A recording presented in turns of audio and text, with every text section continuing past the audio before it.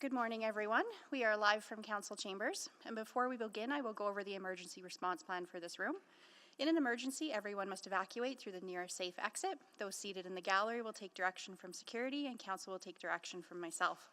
After evacuating the room, please proceed to a stairwell, take the stairs to ground level, and evacuate the building through the doors marked emergency exit and go to the muster point. Do not take an elevator or walk through the city room. Anyone with limited mobility should identify themselves to security during an evacuation, and please speak with security if you require first aid. Thank you. Good morning, everyone. I would like to call this meeting to order. At this time, I would like to acknowledge that we meet on the traditional land of Treaty 6 territory and Métis homeland, and acknowledge the diverse Indigenous peoples whose ancestors' footsteps have marked this territory for centuries, such as Cree, Dene, Saulteaux, Blackfoot, Naguraiska, as well as Métis and Inuit, and all settlers from around the world. We will do a roll call of council colleagues. Councillor Wright. Good morning. Councillor Knack. Good morning. Councillor Principe. Good morning. Councillor Stevenson. Good morning. Councillor Paquette. Good morning. Councillor Tang. Good morning. Councillor Hamilton. Good morning. Councillor Rutherford. Good morning. Councillor Salvador. Good morning. Councillor Cardinal. Good morning. Councillor Rice. Good morning. And Councillor Jans. Good morning. All right. Adoption of the agenda. Councillor Hamilton, you have the sheet or the information? I don't have it right in front of me. If you could Okay, go to Councillor somebody Salvador, in you the wanna room. do that? Thanks. Yeah, I'll move the adoption of the agenda that the August 25th, 2025 City Council non-regular meeting agenda be adopted with the following changes. The addition of 5.1, Master Agreement Approval, Public Event Park and Village at Ice District, Site Servicing, 6.1, Bylaw 21286, and 6.2, Bylaw 21287, with replacement attachment for 5.1. Second. Second, please vote. Yes, Madam Clerk. I'm a yes. Thank you, Councillor Hamilton. Thank you, Councillor Principe.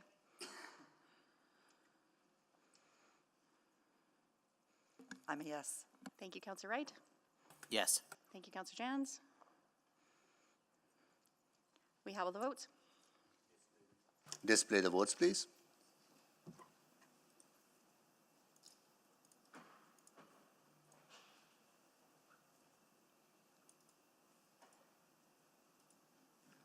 It is carried.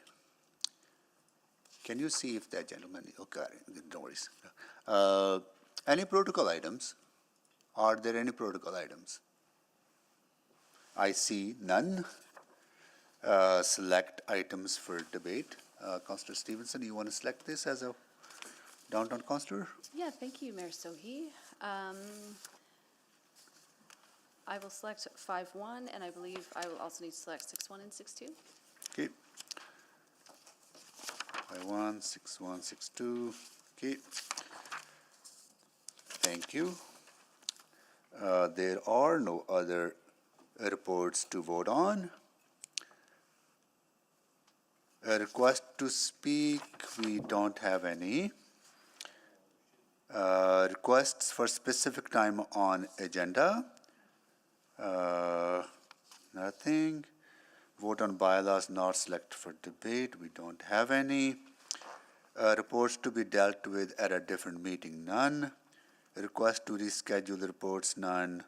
Public reports. We are on to our first item. 5.1 Master Agreement Approval, Public Event Park and Village at Ice District Site Servicing.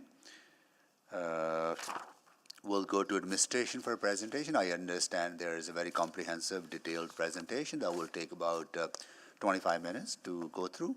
Please go ahead. Good morning, Mayor Sohi and members of council. Administration is here today to obtain approval on the master agreement between the city, OEG, and a number of related items. Joining me today is Bart Jaraki, the acting manager of real estate, Stacey Padbury, the deputy city manager of financial and corporate services, Kim Petrin, the deputy city manager of urban economy, Michelle Bone from legal services, and as well as a number of individuals from across the organization who contributed to the agreement. While there are a number of recommendations within the report, it is important to remember that each recommendation is a necessary component for the implementation of the projects. Approving the master agreement and term sheets requires approval of the budget and profiles, and in turn approval of the borrowing bylaw. To ensure complete public transparency, the attachments show the complete and finalized master agreement, all negotiated terms to date, 3 capital profiles, a budget adjustment, and 2 borrowing bylaws. Through this morning's presentation, we will provide you with an overview of the master agreement, including including a discussion of core components and commitments from OEG. For simplicity, throughout this presentation, we will refer to Oilers Entertainment Group as OEG. However, all agreements may specifically refer to specific related legal entities, including Ice District Properties, Arena North LP, Arena East LP, and Ice District Arena East Development Limited Partnership.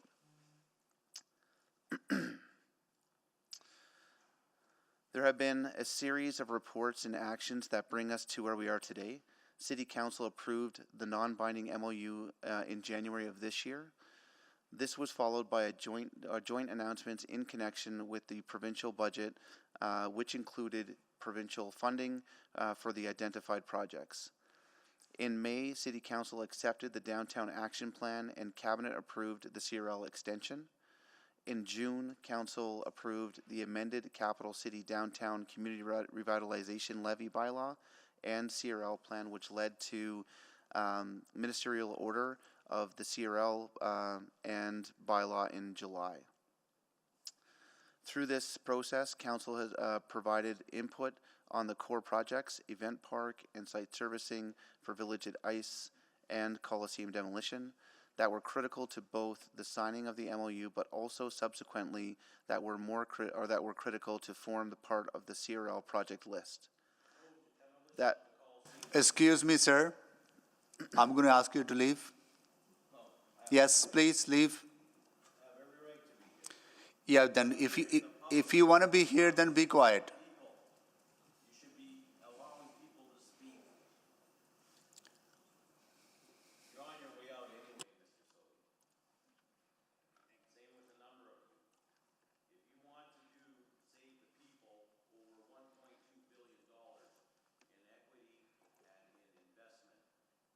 Can we continue with the presentation, please?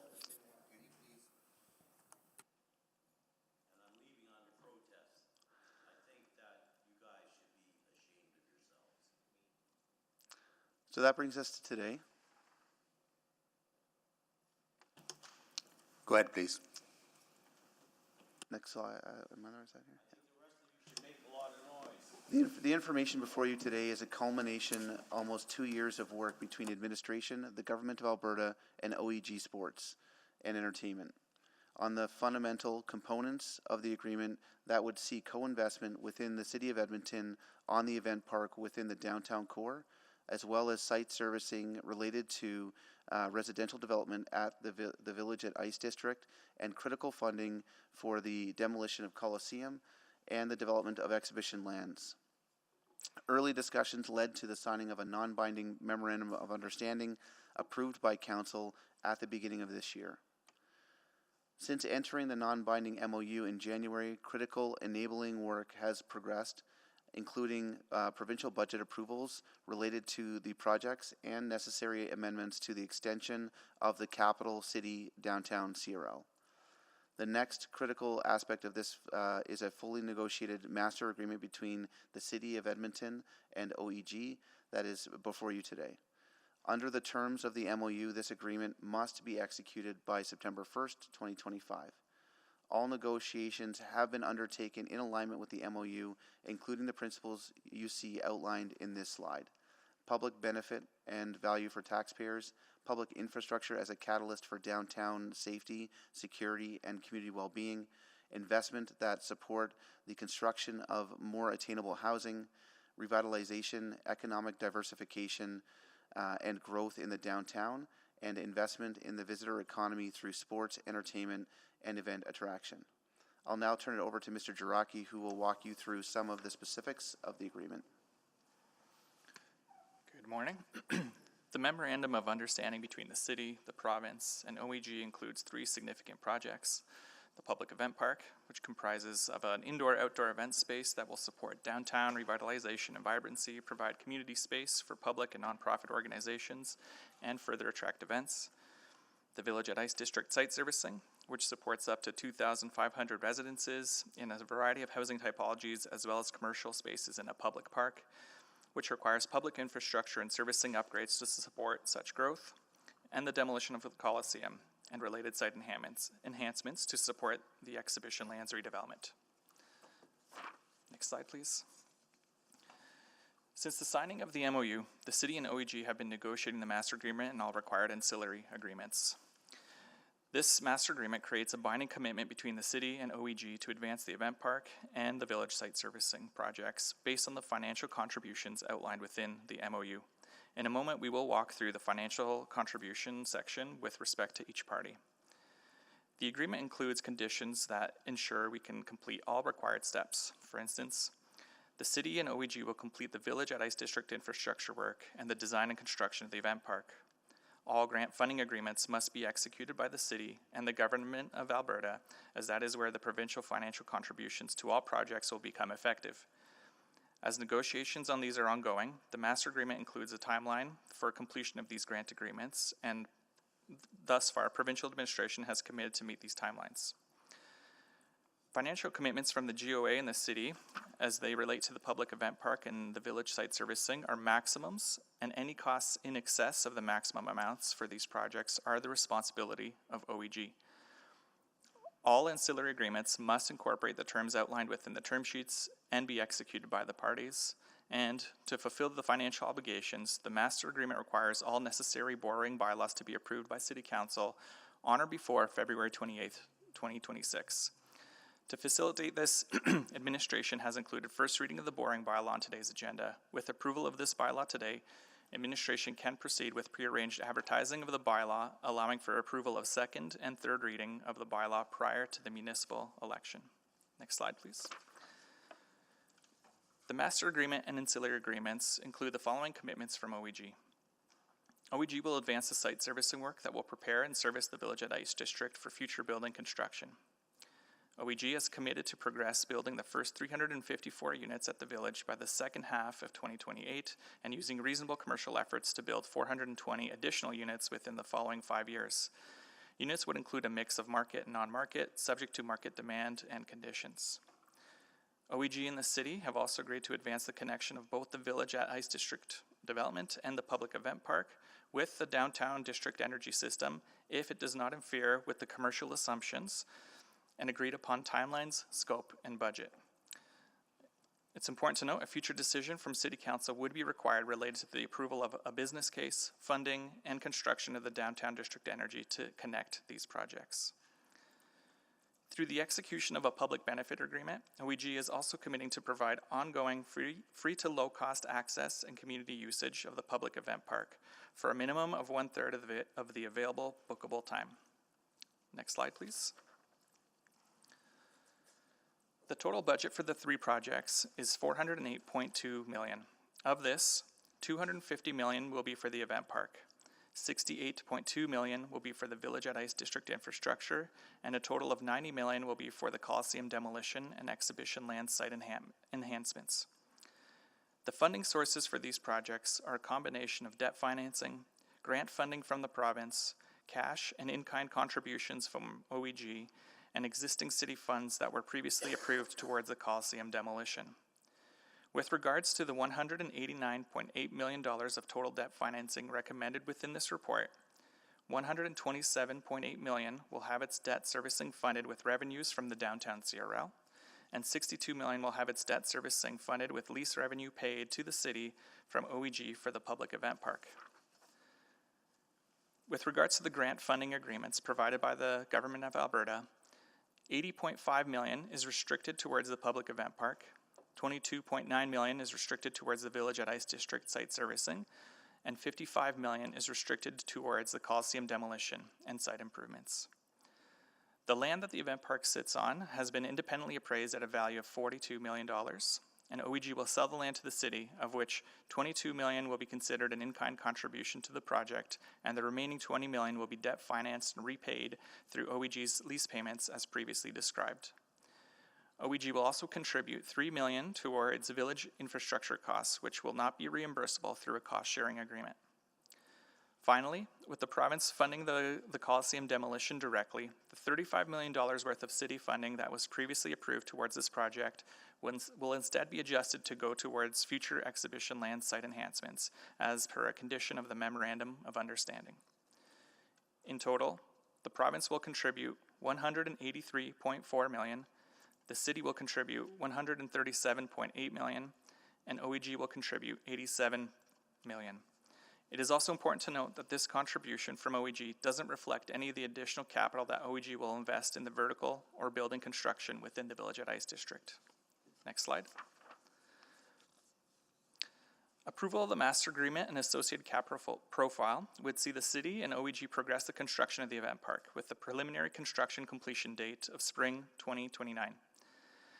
As previously mentioned, the city would acquire the land and subsequently enter into a lease with OEG to operate the facility upon construction completion.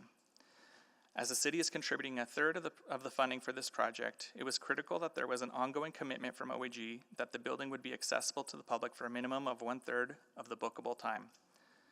In addition, as this is a new asset coming into the city's inventory, the parties have also negotiated a ticket surcharge agreement to further support future capital renewal work.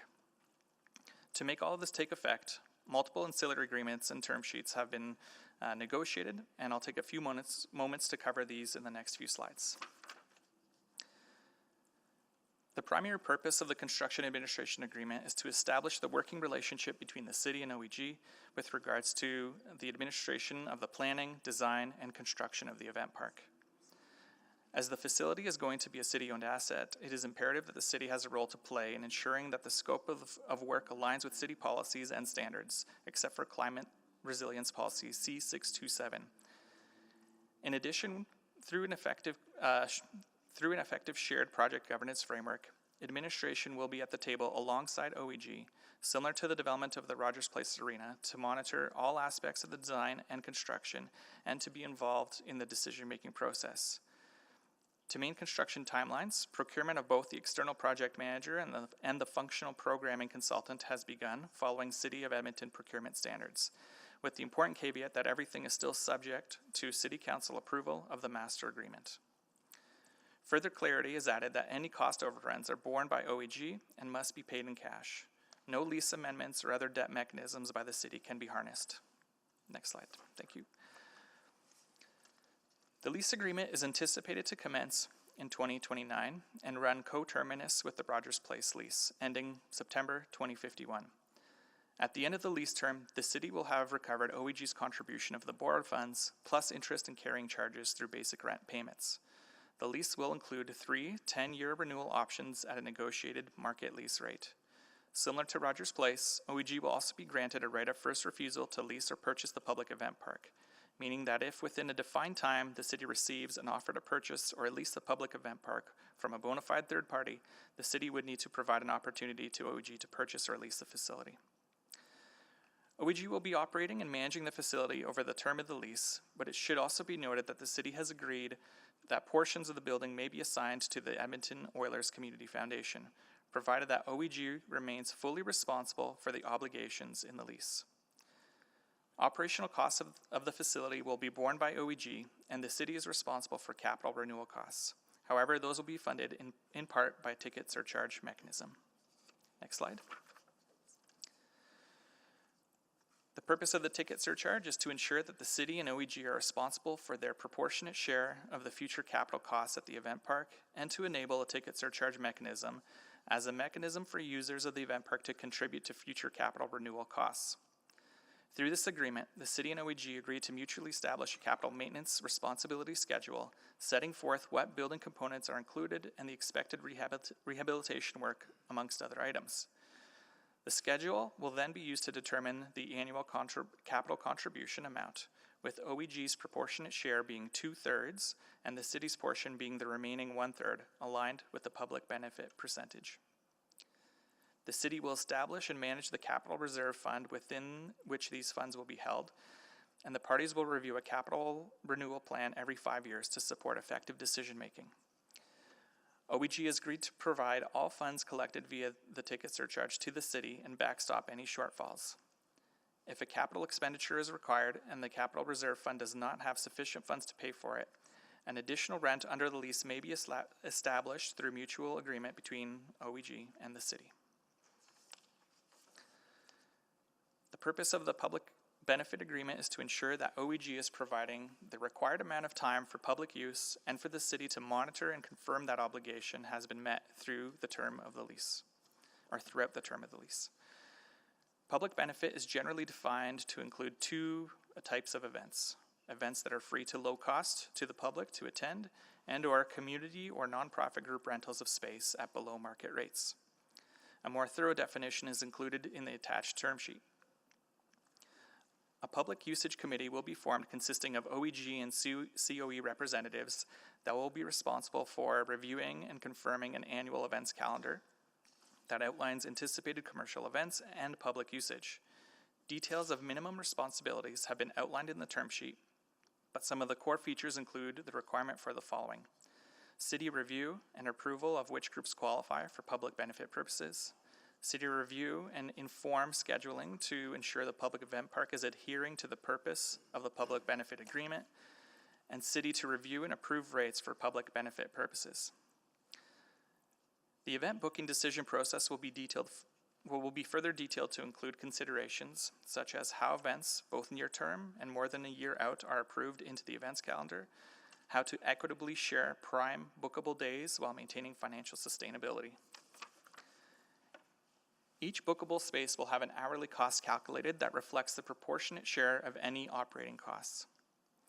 The intent is that OEG does not make profit on the public usage, but does cover their true operational costs, and by making all of the costs proportional to the size of the space being booked, it will address some of the challenges faced when trying to book city time in Rogers Place. Finally, when it comes to reporting the public benefit percentage, the committee will complete quarterly forecasting of actual versus projected public benefit percentages for the year, ensuring proactive discussions are held to ensure that the 1/3 target is met on an annualized basis.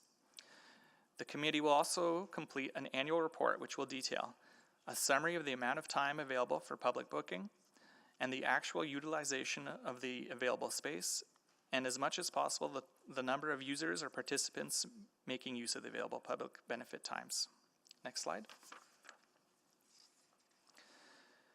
The plan for the Village at Ice District includes approximately 2,500 new residences in a variety of housing typologies, including townhomes, low and high-rise apartments, as well as commercial space in a public park.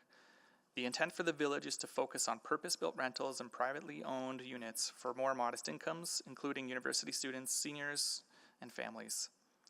This could include both market and non-market units to attract and support a variety of individuals and economic circumstances.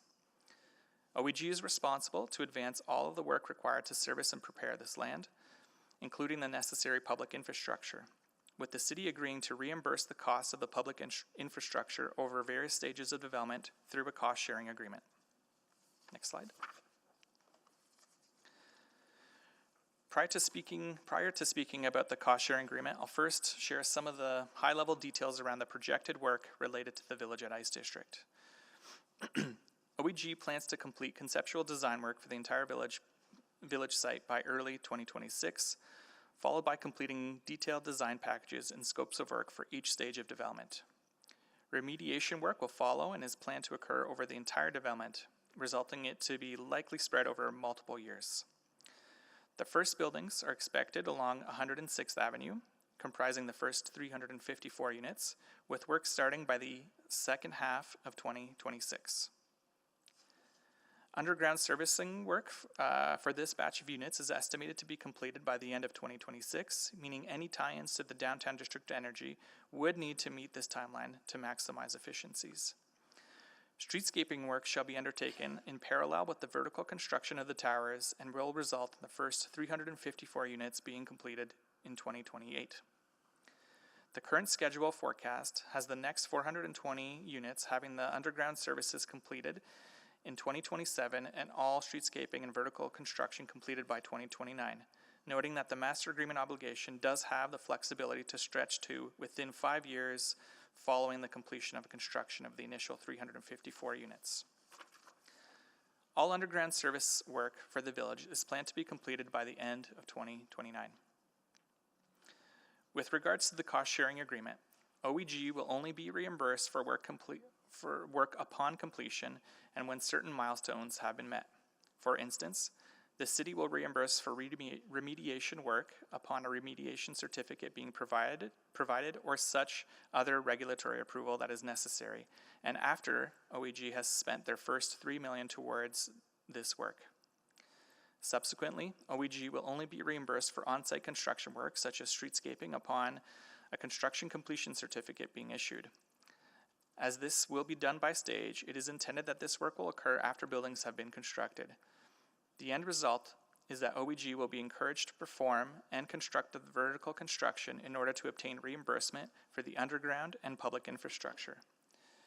With that said, to further their commitment, OEG has also agreed to a performance-based clause where they will not be reimbursed for the initial $4 million of on-site work until such time that footings and foundations for the first 354 units are poured. Overall, it is anticipated that the initial construction of the village servicing and first phase of buildings will be completed in tandem with the construction of the event park. Finally, the master agreement will ensure that the city receives agreed upon grant funding from the Government of Alberta towards the demolition of the Coliseum and related site improvements.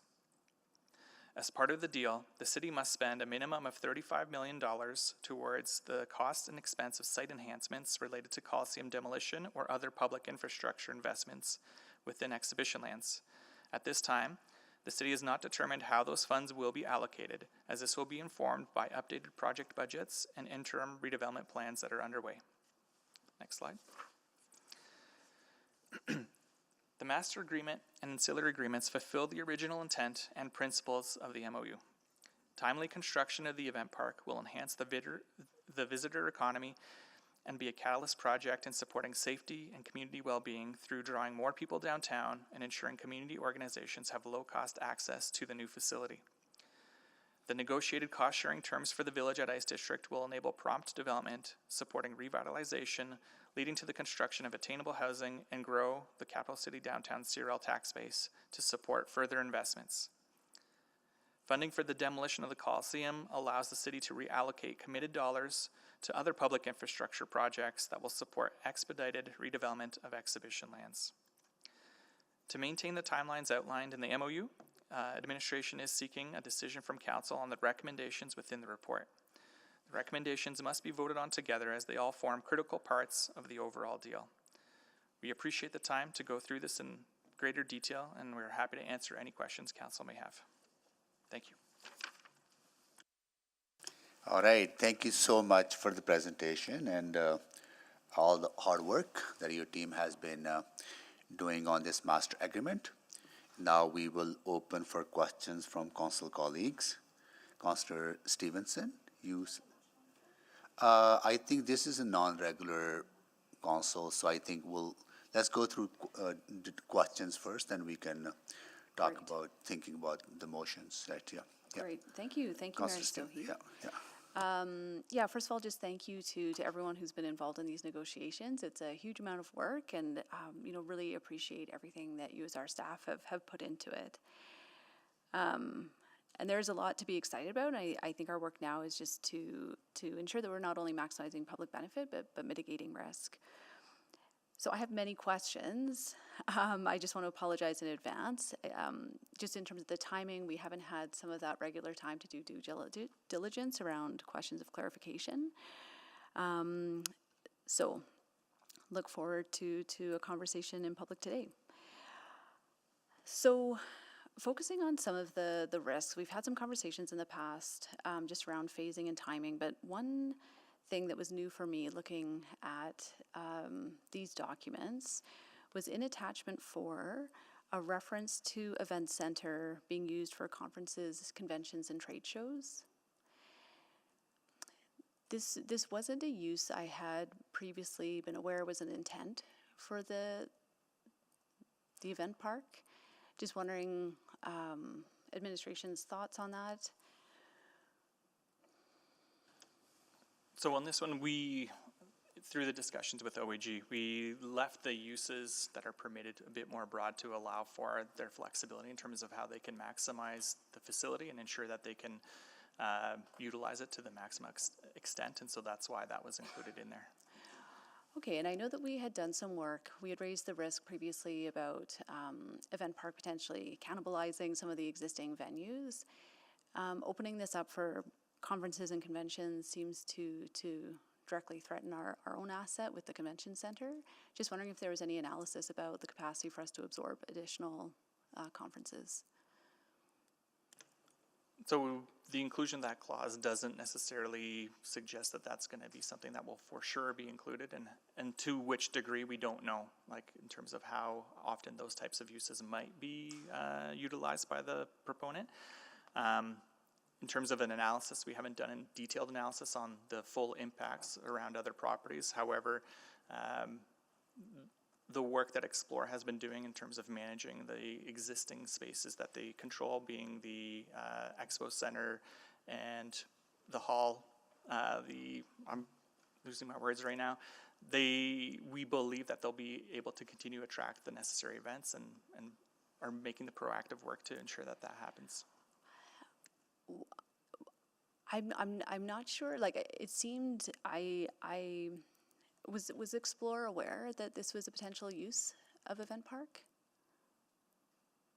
We did not have conversations with Explore. The facilities are different scale and scope as well in terms of the types of events that could be located within them. Have we done that analysis? Because my understanding is that Convention Center offers a range of different sizes and spaces. No, we have not. Okay, so so that stands out as a pretty big concern for me. I'm wondering what options there are at this point.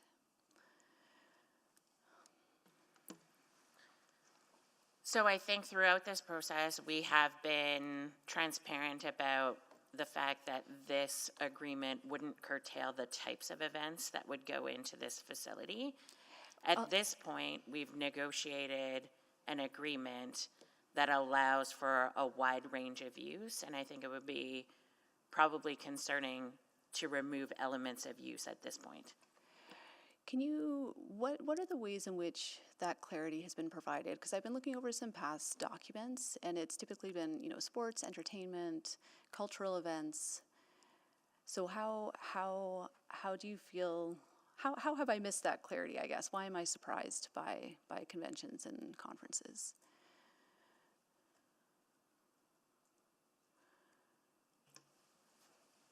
So maybe the best answer to that is anytime we're negotiating a lease with another entity, usually those entities are looking to provide as much flexibility as possible. And so that, I know I'm repeating myself a little bit, but that is part of the reason why those components were included. In terms of where that may have been missed, I hear you completely that was always a concern leading up to this. We decided to be more flexible in the event that we really need to ensure that we have a tenant that can manage and operate this facility over the long term, and thinking about that entire period of time, having more uses available to them. It doesn't necessarily mean that they will move in that direction to book that time as much as possible. And they could still, sorry. No, that's all right. Thank you very much. Okay. Thank you, Councillor Stevenson. Councillor Knack. Thanks, Mayor Sohi, and thanks for the information. Yeah, I want to come back to that at a later time because I'm also feeling I didn't understand that coming to it. But I guess I want to just ask from a legal perspective, under the master agreement, how many units of housing are legally required to be built before OEG would be able to receive event park funding from the city and the province? So it's kind of a complex interplay of clauses that are in the master agreement and in the village site servicing agreement. Yeah. But there are some provisions that require development of 354 units. Can you move close to the mic if you don't mind, please? Thank you. Sorry. Yeah. So I guess, yeah, while you're moving closer to the mic, so I just want to confirm, because I read the master agreement and it says use commercially reasonable efforts, which I don't think we have a legal definition of in the actual agreement. So what I want to make sure is there a requirement to actually complete a unit in order to get funding for the event park? Strictly speaking, no. Okay, so essentially, there's right now, they could have in fact build 0 units and get funding for the event park. Legally speaking, the way it's written, legally speaking, that's how I've read this. Yes, we'd have to reach a point where we felt like there was a breach of the master agreement before we approached a point where we found that they were in default to the master agreement as a whole. Yeah.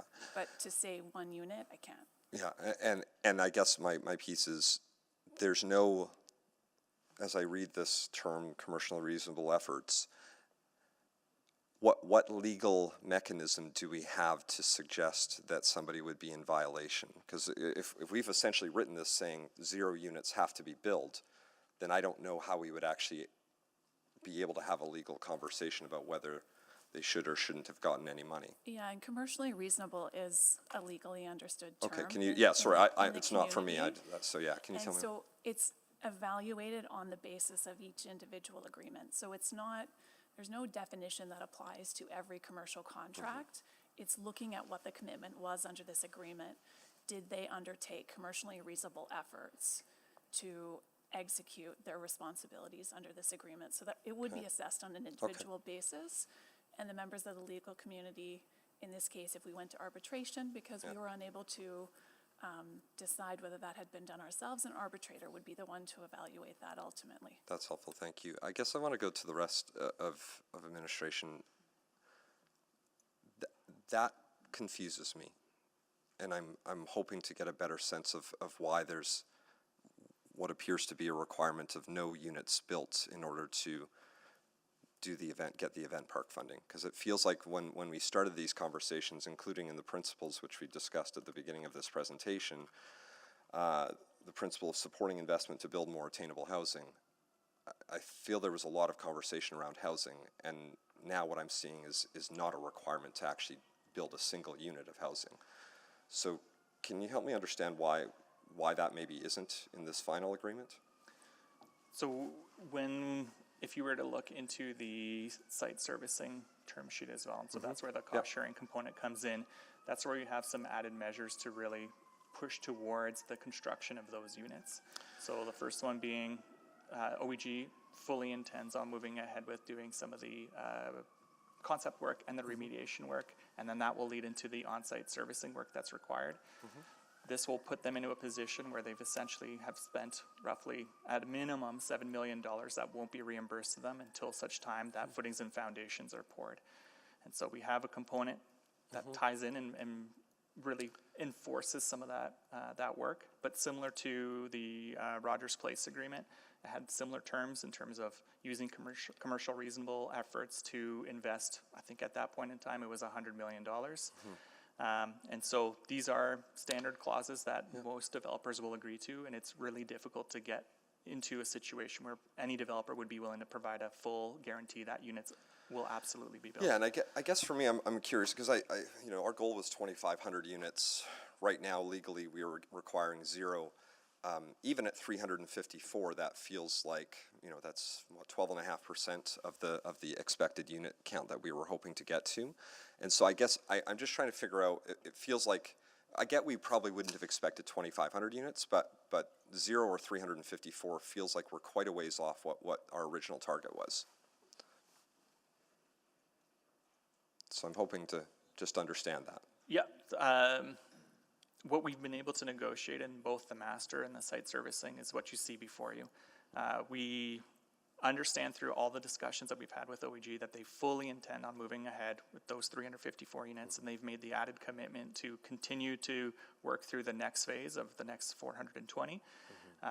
The language could be stronger. However, that's where we're at. I'll come back. Thank you. Thank you, Councillor Knack. Councillor Wright. Thank you. I'm just wondering, Michelle, how long will it take to, I guess, draft the legal agreements according to the term sheets? So we'll prioritize those in accordance with the needs of the project. So those that we're going to need to act on very early in the agreement, like the construction administration term sheet, that will be developed very, very quickly. Things like the lease could take a little bit longer, as well as a public benefit agreement, because those we're not expecting to actually be in play until, say, 2029. Okay, so we're being asked to, I guess, to approve this with some vagueness and some surprises to all of us. Yeah, and that would be the normal process, that these things are done along the way, like into 2029, 4 years from now? The master agreement includes a commitment to enter into the ancillary agreements. That's required when we sign the master agreement. And so that will be followed through on, absolutely. Okay, so any amendments that we want to make, like such as trade shows and whatnot, would have to be amended now prior to signing the master agreement, is that correct? So you're approving the term sheets now as well. In that, administration will go ahead and finalize those and enter into them. Okay, so if we want changes to those terms, we need to change those now? Yes. Okay, and is that an additional process? Do you have to go back to anybody else, or can that be done here by motion? So we've landed on the terms of the master agreement and the term sheets through negotiations with OEG. So if we're making changes to fundamental terms, we can't do that without consent of OEG. And we have concerns about the timelines, given our obligation to execute the master agreement by September 1st. Okay. And those timelines were set by who? The province. Okay, and because I thought the original timeline was set by the province so that they could work it in with their budget. The timeline's in the MOU also. Okay. That was approved in January. Okay, but seeing that there might be some changes then, can we not amend that master agreement? And the MOU that was entered into? Thus far, like through the conversations that we've had with the province, there isn't an appetite to amend the MOU, and so there isn't an appetite in that sense to change that timeline. We've been trying to do the best we can to bring as much information forward for council to make consideration of whether or not you're supportive of all the terms that are there. And just to speak to the last piece, I think our challenge would be that trying to negotiate at this point is a little challenging when we've already done so with the group that's been involved in this agreement. And so we're really looking for a review of like the terms that are within this report and whether or not those are acceptable or not. Okay. And if they're not acceptable, then the deal's off, or because the province won't extend that date? Ultimately, the master agreement's before City Council today, and that is a decision for City Council to make on your comfort level. Well, the with what's master in there. agreement subject to those term sheets. So Correct. if we want And to the term change the sheets, yes. terms, that would delay any decision. It definitely has that possibility. And just to add one other item, like this, to bring forward term sheets, it's not different, I would say, to some of the other ways that we've brought forward agreements to City Council before, especially when we think about affordable housing agreements that have just recently moved forward. We've actually tried to provide a bit more detail, or as much as detail as we could within these, so that you could see what's there and make sure that you're aware of what's to come. But I mean, some of those terms have been entered into or negotiated, I think, without due diligence, like connecting with Explore Edmonton and what the impact would be on our facilities. I just feel that we're being rushed into making a decision, and maybe Mr. Robar, does your team feel that way as well? I mean, could we do something better, given if we had more time? I mean, obviously you could negotiate things for years if you want to. I mean, more time is an ability to kind of drag things out, and sometimes pressure helps get to agreements, which I find has been the case in some of these. I think when we look at the timing of Event Park and the master agreement itself, there's a commitment to build 354 units by 2028 in this master agreement. They can't get their money back on site surfacing until the fittings and foundations are in. There's a commitment to build an additional 400,000 or 400 units, 420 units within 5 years of that as well. And the Event Park itself, which has to kind of simultaneously go, will likely not be built until about 2029. So there'll be units on ground, 354 units a year prior to Event Park being built, and then an additional 420 units on the heels of that. I've got Yep, more thank you. specific questions. I'll come back. Thank you. Councillor Hamilton?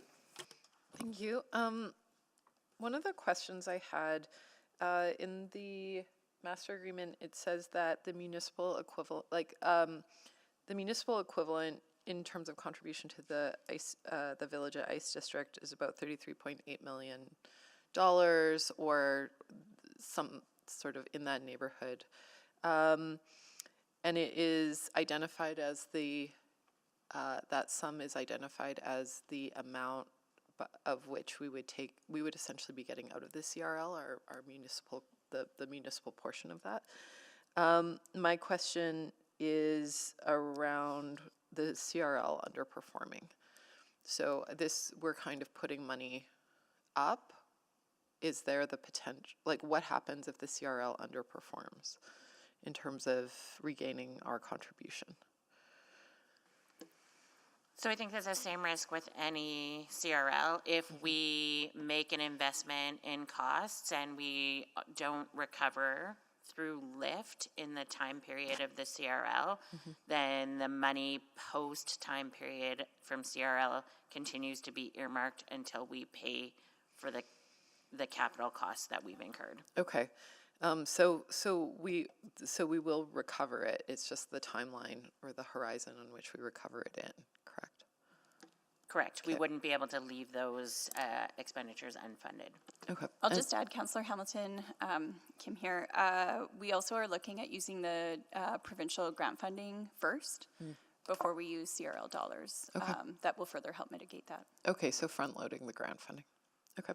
And then as I was reading through it, there's a lot about affordable housing and student housing, non-market housing. One thing that stuck in my mind is that we have policies within the city about levying property taxes off of, for instance, affordable housing. And something that's sticking in my mind is to what extent some of these policies may be undermining the CRL in terms of our, are we undermining our ability to pull the maximum benefit from the CRL? So any policy or anything that comes with a constraint on lift, including things that the inclusion of or the creation of property that's ultimately non-taxable, will have an impact on the success of the CRL and increase the risk of not funding within the time frame. Is that is that something that administration has sought or is seeking to review at some point? Because there is the policy stacking that may or may not be undermining our long-term financial goals. And I know we have other policy goals, but is this something administration is looking at sort of in discussions with the next council? Because I think we're in the last inning here, but talking about how how the different policies may or may not work together or work against some of our sort of Broader fiscal goals. Obligations. Yeah. So an examination of policy is something that is on our work plan to do, especially part of fiscal gaps work plan. Yeah. Not specific to CRL, but to the wider municipal lens. Yeah. Okay. All right. That's helpful because I can't imagine actually, is there a circumstance under which the Village at Ice District do you know what the critical mass is in terms of having tax exempt property, let's say, is within this land base to make the CRL extension unviable? Sorry. Maybe I'll start, and Stacey, you can add. So we on every year model out a high, medium, and low scenario based on pace of development. Yeah.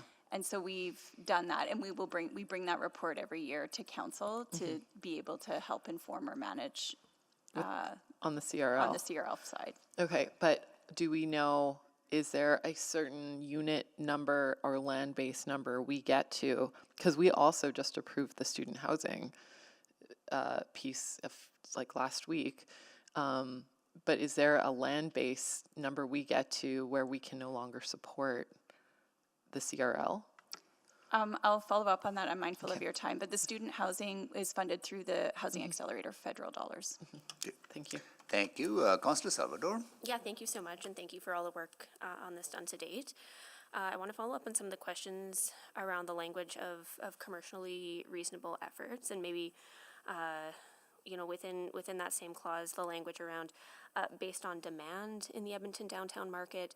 I guess still trying to understand what that means in legal terms, recognizing that there are developers in the downtown core who, you know, clearly feel that there's sufficient demand. What would qualify as a breach with that particular piece? I think we want to be mindful that we're in public, and so talking about the nuances of what might constitute a breach of the agreement is something we should stay away from and talk maybe in a bit broader concepts. Sure. And that part of that clause, I will say, is not so much the legal component of it as more of a development component. Okay.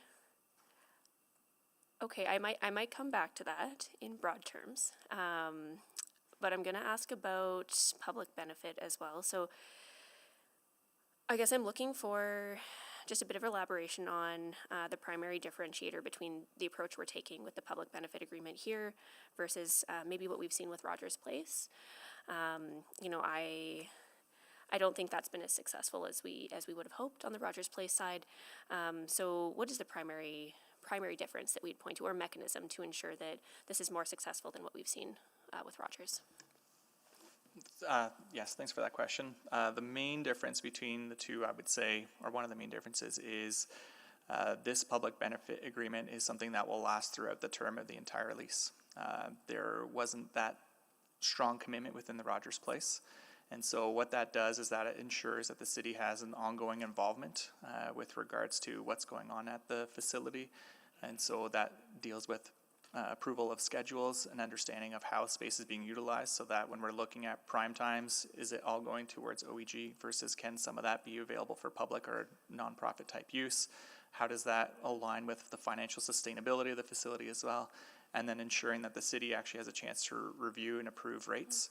We did not have that opportunity on the last agreement, and so in this case, we'll have a strong voice and a consistent group that's available to really be present and be part of an ongoing, like, formal structure to guide what's happening at the building. Right. Okay, that's helpful. And just thinking about more of that sort of formalized table to have those discussions and conversations. I mean, the one that comes to mind for me is like, would Oilers playoff events be classified as public benefit usage? So all those kinds of conversations would be had and really hashed out through that governance model, correct? That's right, yeah. Okay. I want to ask about district energy as well. So yeah, just the language around expectation of a connection, but the qualifier does not interfere with the commercial assumptions outlined in this agreement. Like, again, just trying to understand what exactly that piece means, and where's that line for when it starts to interfere with commercial assumptions. So OEG's intent through these negotiations and through all the public hearing information that's been gathered is they want to advance construction of the site servicing work and then actually move ahead with development of the first 354 units as soon as possible.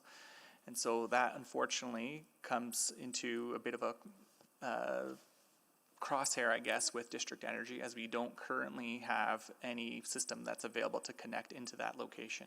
Council has not approved a business case or moved ahead with the approval of funding associated with that work, let alone do we have a schedule in terms of exactly when that will be built out. And so that's their main risk. And so what we've negotiated is that there's an absolute willingness to connect in. They see benefits within that for both Village as well as the event park.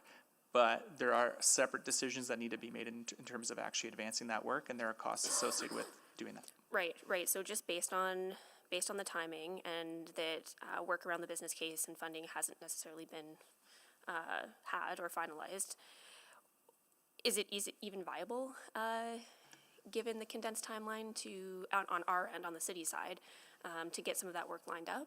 I think so my personal opinion on this, it will potentially be a challenge in terms of viability, but that would be discussed through a separate meeting with council. Yep. I do know that our team that's working on district energy is going as fast as they can in terms of making sure things are prepared so that we can try to get something in front of council to tie in with the timelines that we're talking about right now. Thank you. Thank you. Councillor Jans. Thank you. So I believe this presentation just was shared with councillors in the last hour. I think it was uploaded to eScribe. Is that correct? That's correct. And I believe the whole package only went live on Friday. Is that correct? It was on Thursday. Thursday, okay. Thursday evening, Friday morning, yeah. And is there a reason why this isn't coming back to committee? Why this is coming straight to council?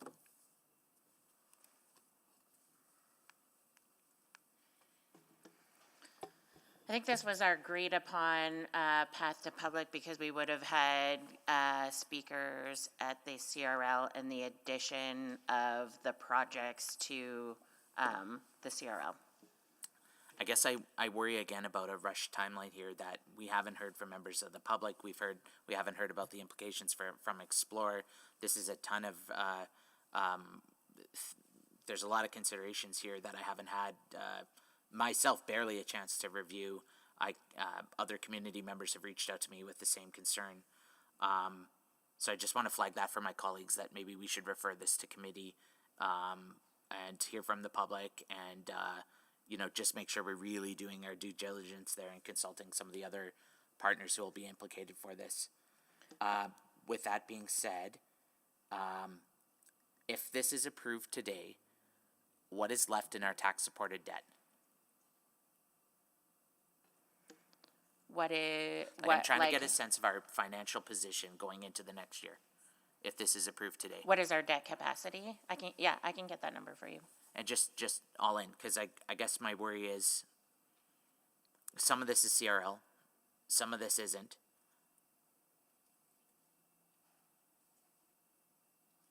What portion of this is not CRL? Like what portion of this would impact our tax-supported debt? Councillor Jans, so I can start answering that question while Stacey's looking. Could you go a little closer to the mic, sorry? I'll try. Okay, I can try answering that question while Stacey's looking into some of the details, but so the boring will be completed over a number of years. We're not going to borrow immediately. So the impact you'll see is probably during the 27 to 2030 budget cycle.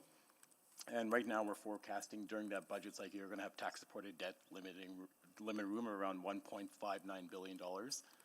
So if everything is approved as is stated today, including the CRL debt and the self-supported tax guaranteed debt, the tax-supported debt room will be around $1.39 billion remaining over the 27 to 30 budget cycle.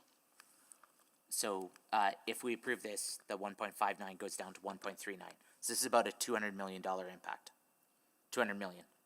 Of available debt room. Of available debt room. So that's 200 million less that we'll have for bridges, buildings, Raleigh Mills Rec Center, North LRT, neighborhood renewals, road repairs, any of those other items. This is effectively in competition with those items, right? Annually, that's how much less you would have during the 27 to 30 budget cycle. Right. Yeah. This isn't just, so of everything that's included here, there are some portions that are CRL, but there's also 200 million that is not. That's just, I'm trying to get clear on that. So the types of debt you're approving here are CRL debt and self-supported tax guaranteed debt. So 62 million of the debt will be self-supported tax guaranteed, and that's the debt that's coming back through the lease from the OEG. And so all of that debt, the CRL debt and the self-supported tax guarantee debt, it counts towards your tax-supported debt limit. So it counts towards that 18% tax-supported debt limit. So is it 200 minus 62 or 200 plus 62? Different numbers. You're convoluting numbers there. Yeah, please, I was trying to get the clarity. Yeah, for sure. So what I'll say is that all of the debt you're approving today counts towards the tax-supported debt limit of 18%. Okay, Okay? yeah, And that tax-supported debt limit, you have around $1.59 billion from 27 to 30 in the next budget cycle. okay, That would be reduced to 1.39 billion if you approve all the debt got it. recommended today. Okay. I think clock stopped. No, I'm good. I'm good. Okay, good. Okay, Is my time up, or? yeah, I think, just looking at, I think it's probably over. Yeah. Yeah, Thank you. you can come back for a Appreciate it. second round. Yeah, of course. Okay. Councillor Wright, can you take the chair, please? I have the Councillor, chair. Councillor, oh, there, sorry, I'm so sorry, I'm not, okay, Councillor Paquette, go Chair ahead, please, return. yeah. Oh, thank you, sir. And you could have gone. I wouldn't have minded. But No, so I did, I was just looking at the bottom of the list, not at the middle, sorry, go ahead, please. thanks. Can you start Councillor Paquette's time again, please? Go ahead. Yeah.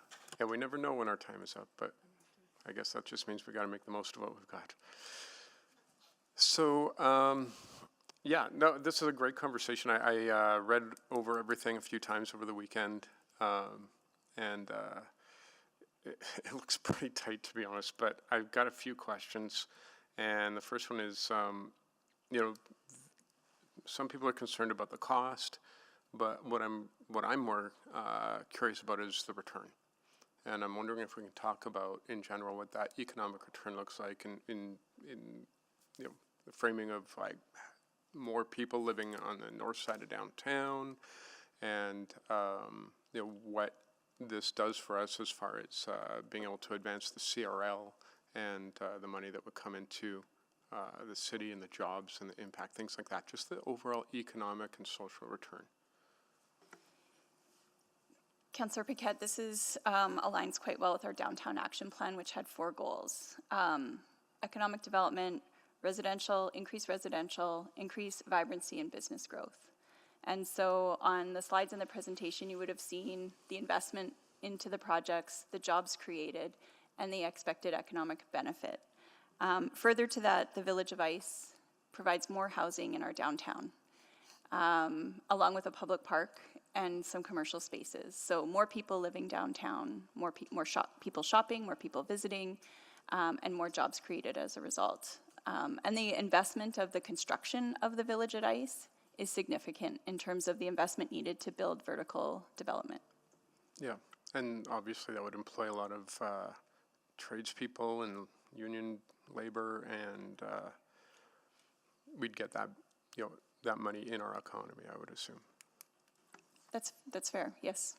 Yeah, okay. And in the multiple years that council has been looking at how we can improve downtown and bring more life to downtown and turn that narrative around and that sort of free fall almost around, has there been a better option presented to us or that we've explored or even thought of? Well, certainly the ICE district, the first version of Rogers and the associated development was significant in terms of the investment in our downtown, and this is the next chapter. Further to the principles we've established through the Memorandum of Understanding between the Government of Alberta and OEG, where these projects demonstrate public benefit, provide public infrastructure and a catalyst for more investment into the downtown, provides more housing, encourages revitalization and further business growth, and then, of course, enhancing our visitor economy through the sports and entertainment. Yeah, and I've heard concerns about, you know, what if they don't build the housing? But really, there's a very strong economic driver to build that housing, both in the profit derived from having that kind of real estate, but also in a built-in audience for their local amenities, I would imagine. Certainly for a project of this size, in terms of the Village at Ice, 2,500 units, that takes time, whether it's land assembly, which has happened, visioning, zoning, figuring out the servicing, which is where we are now, and then certainly making the investment into the actual building. So that doesn't happen overnight, that takes time, and I think OEG has demonstrated their commitment to continue to advance the development. The zoning was at council different iterations of them progressing in terms of the development for Village at Ice has been ongoing, and this is the next chapter to provide infrastructure that unlocks that residential. Yeah, I think back to station lands and how not too dissimilar. It took a while, but we saw construction happen relatively shortly after we made a decision about a downtown pedway, and now we've got the first building already open and leasing. It demonstrates the partnership between the private and public sector in terms of a bit of risk on both sides and a commitment to work together to realize the development. And that did happen on Station The Line. risk is generally we don't know what the economy will do. There is that. Yeah, just like COVID, just like anything, but we probably, I mean, I would assume that in most business cases, when you're looking at how to invest money, you don't just stop everything because you never know what the economy is doing. You kind of move forward. You continue to plan, and I think through this agreement where OEG is committed to 354 units and an additional 420 shows strong commitment to invest in the downtown. Thank you, Councillor Briquette. Councillor Tang. Great, thank you, and appreciate the questions that are being asked so far. I just want to follow up on some of them. And overall, I think I just want to make sure I understand what the expectation is for today's conversation. So in June, we had a public hearing. We heard from lots of members of public.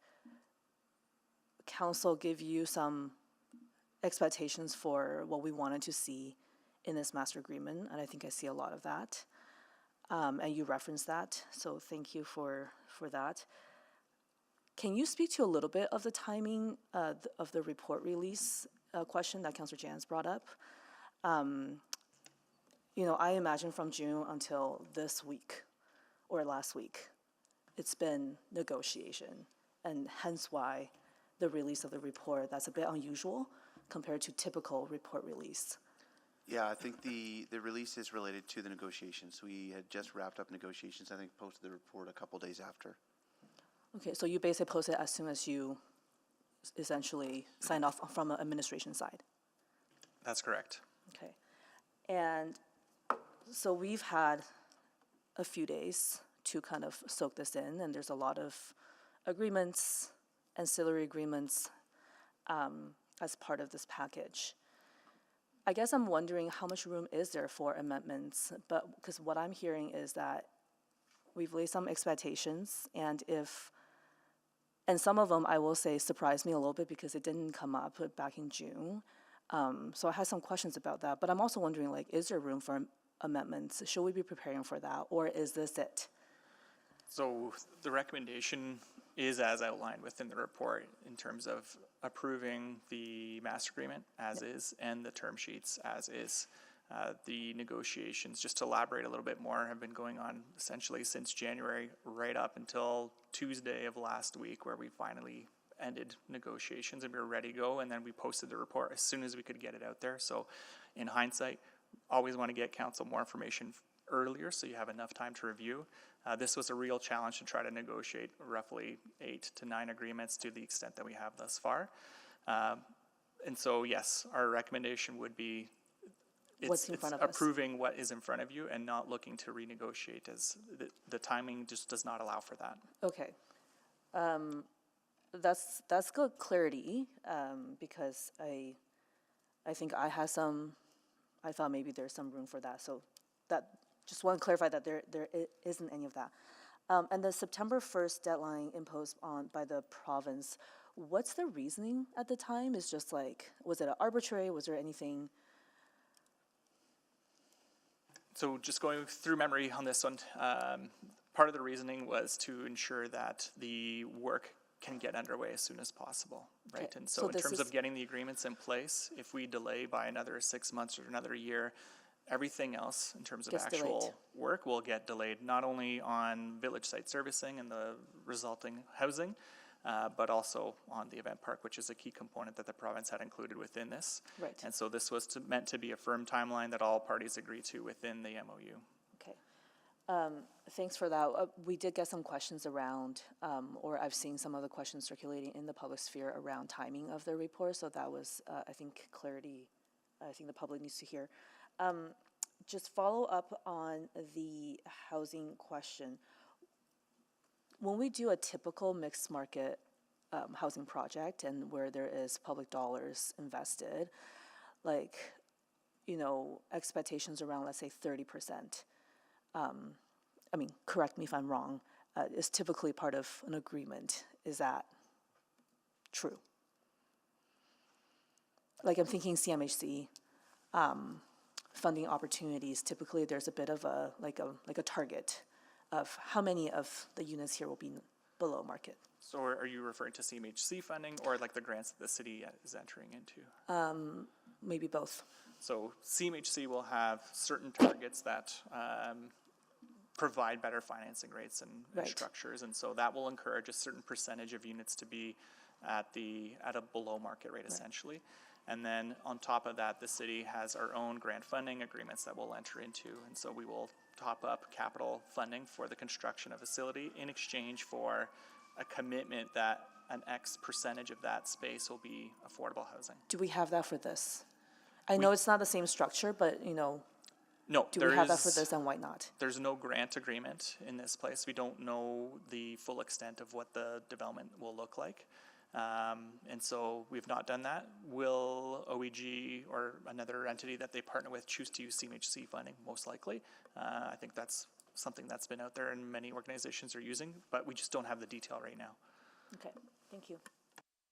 Thank you, Councillor Tang. Anyone else on the list that hasn't asked a question yet? Because I can see, that's it. Councillor Wright, can you take the chair, please? I have the chair. Just want to focus on the Coliseum demolition. So this master agreement ensures that province is committing $55 million to the demolition and site preparation or.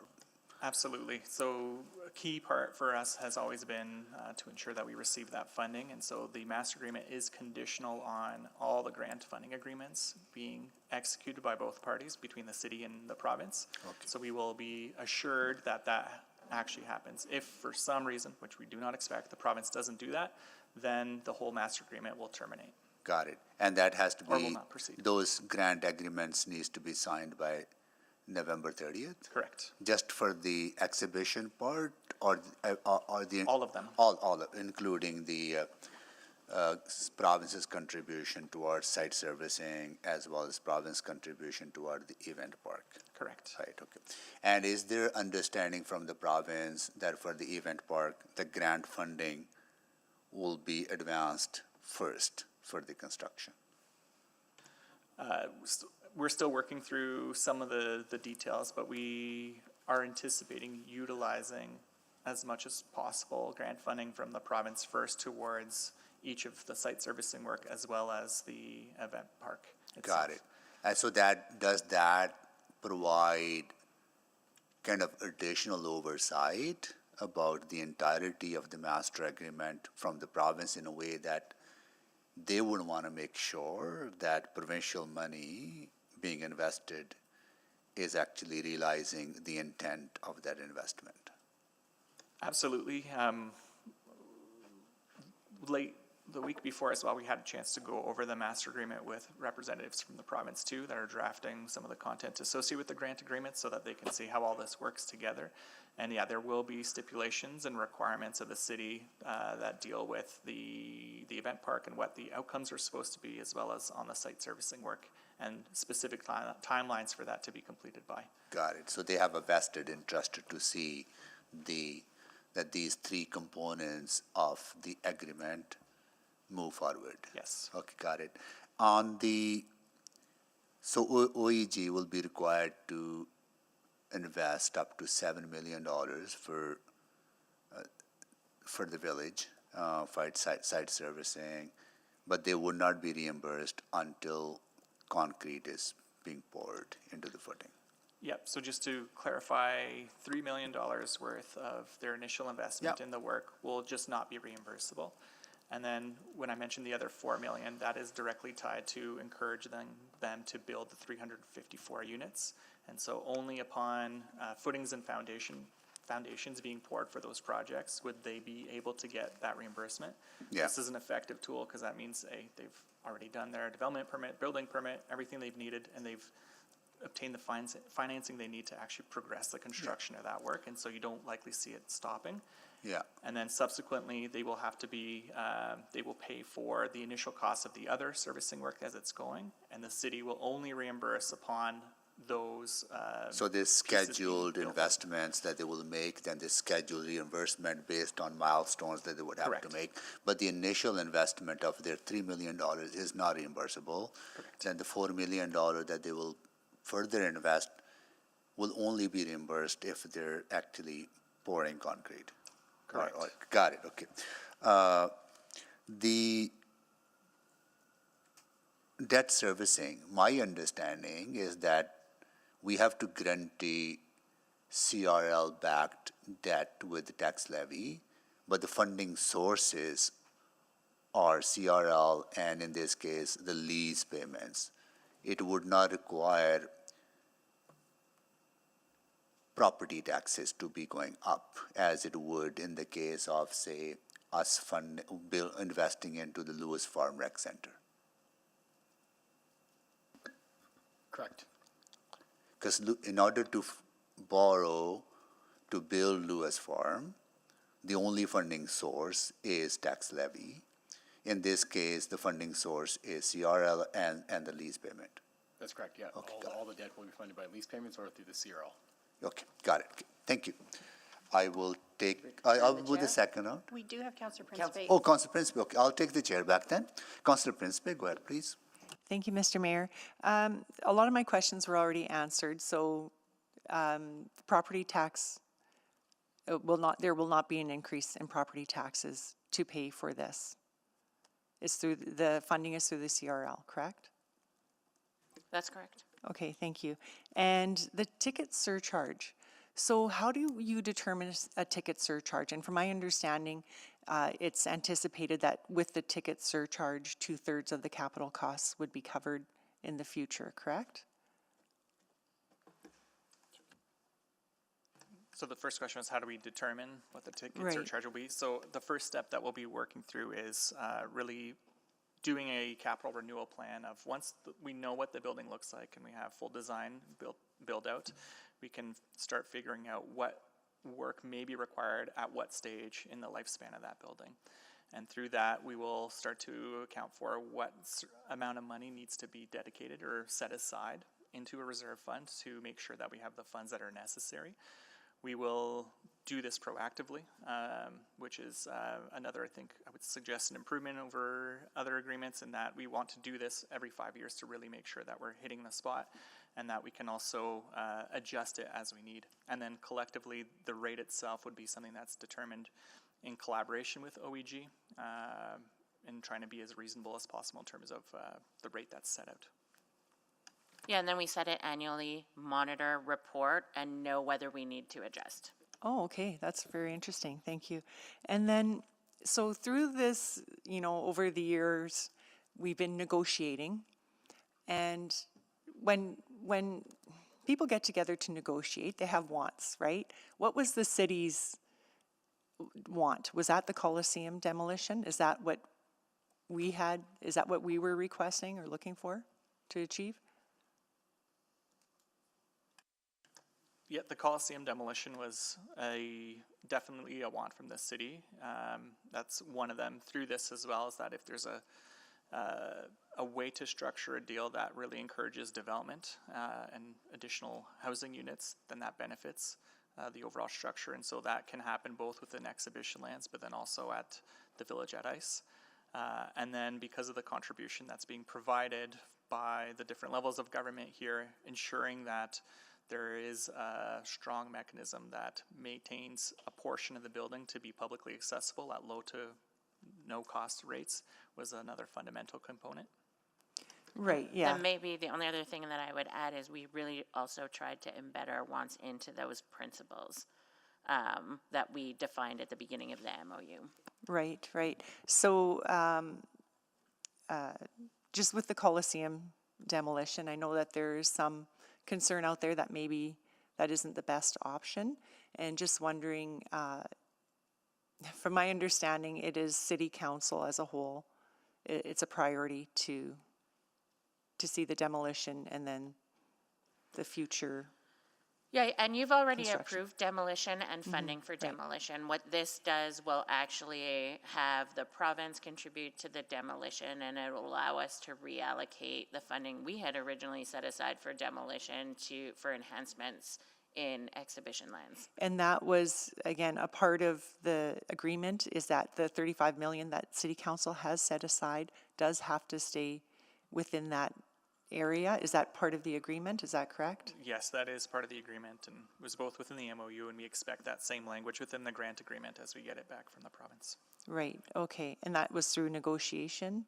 Did the city consider trying to be able to use the 35 million for something else, that we might consider a priority? Well, remember, a component of the 35 million actually was coming from land enterprise retained earnings. And so we tried to maximize the benefit, which is we received $55 million from the province for demolition and enhancements. And we then have to put our 35 million towards the exhibition lands.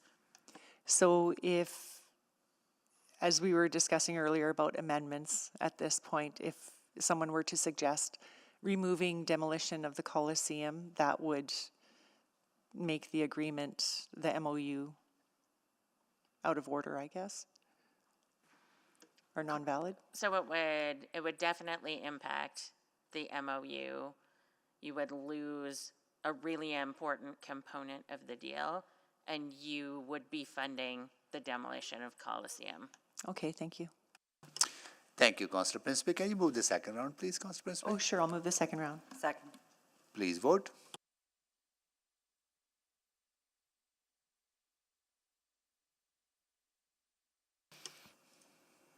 We have all the votes. Display the votes, please.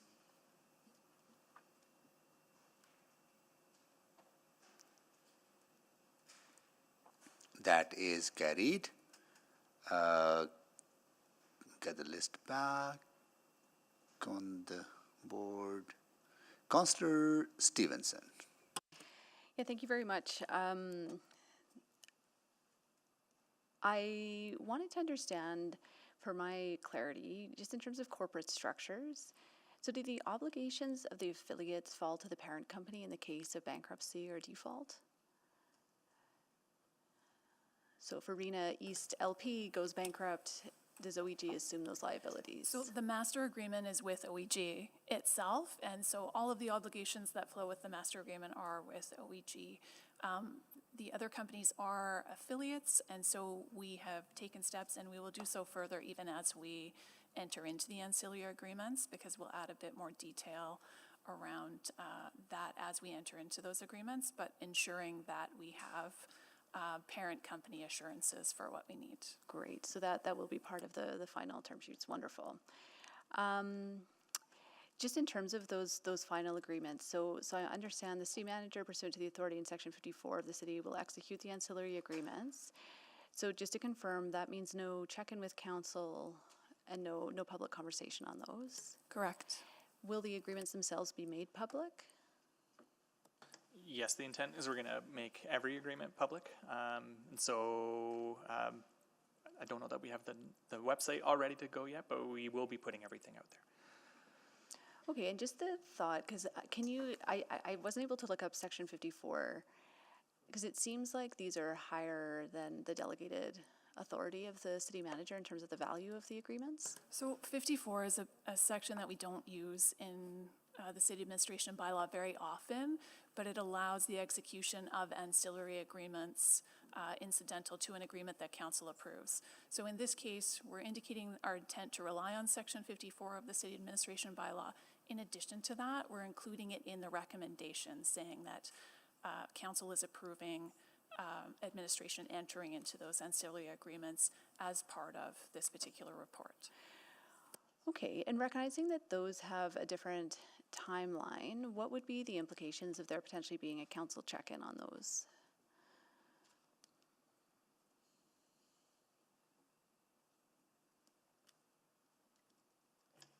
By council check-in, like subsequent approval by council? Yeah, I think so. The way we believe we need this to move ahead is that we obtain the approval so that we can actually move ahead with all the work, so that we just don't run into another timing issue and it doesn't delay any other project from moving ahead. So our recommendation would be that through what you see within the term sheets, which will outline the lease, for instance, on the lease, you have the lease term, you have an understanding of around the lease rates and the fact that there will be a market rate in the future. If that is satisfactory, then we would seek that approval now. Okay, great. So just with some debt, and I apologize, it's a bit of a scattershot round, debt costs. So we're starting with the assumption of 6% lending rate. 710, I understand, it says, that 6% will be replaced within 8 months of the lease commitment date to incorporate the actual interest rate. Is that correct? That's correct. So will our actual interest rate be fixed for the full term of the loan? So just like, because we're borrowing from Treasury Board and Finance, as with all of our loans, it will, at the date of borrowing, we will fix the rate of interest for that particular debenture, and then we will ensure that we recover principal and interest payments through the lease mechanism. Great, so just for clarity, there's not a scenario where interest rates change and we aren't able to adjust the rent to reflect an increase in interest rate, for example? No, it's all built Fixed. in that when we borrow and draw, that's the rate that will determine the lease payment. Okay, because it only references changing the basic rent within that first 8 months of the lease commencement date. So is that something that will happen, that true-up will happen throughout? Well, we'll be borrowing for construction, so your borrowing should be complete by then.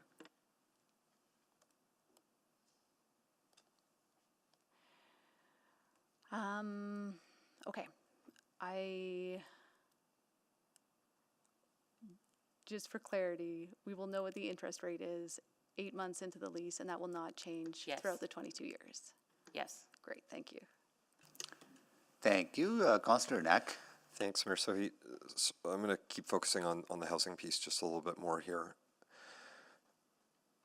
So the way, because I heard in some answers after my questions from Mr. Robar, Ms. Petrin about the commitment to build housing, but I think what we heard today is legally there isn't a commitment. So I guess I want to just keep coming back to, we have a principle that we signed on the MOU that states we want to support investment to build more attainable housing. What's before us today doesn't get us either market housing or attainable housing in any legally required sense. We've got some commitments, and I think there's probably a reason they would want to accomplish at least the first 354. But beyond that, and even with that, there isn't a requirement for that. So I just wanted to get a sense of, as I read the master agreement, we're not getting housing from this. We get the promise of potentially having housing. So maybe I'll start and look to Ms. Petrin or Mr. Robar to step in. The master agreement does set out some commitments by OEG, which we talked about previously, in terms of committing to providing housing. So to say that there's no commitment, I can't agree with that Correct. statement. Yeah, fair point. But there's not a requirement to necessarily complete the end of it. So the question I was asked was, could they receive funding without doing that? And the answer to that is yes. Yeah. But there will be a point at which, if we are reimbursing for milestone payments, if things aren't advancing, we won't be reimbursing. Correct. So Event that's Park how is it would work completely separate. legally. They get the funding no matter what happens on that side of things. And then there's a $7 million immediate, sort of 2 milestones that would come if they meet that on the housing side. Correct. Yeah. So that's the legal side of that. I Yes. just wanted to clarify. No, I appreciate it. Thank you for clarifying that. And can you confirm just on the legal side as well of the 354, because again, scanning through, trying to read through as much as we can over the weekend, how many of those units have to be affordable or attainable or student, or right now the way it's written, it just needs to, you would need 354 units, you would need to have the foundation and the footings, but there's no requirement of what type of units those are. That's correct. Okay. That's similar for the other 400 plus units that are referenced, the 420, correct?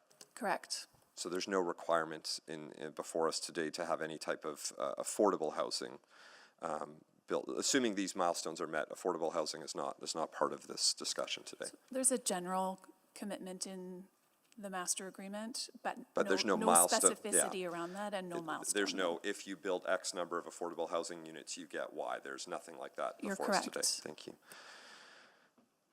What do we mean, and just to the point, because I heard Mr. Robar's answer about the additional 420, but I want to just confirm legally, what does with a view of constructing mean?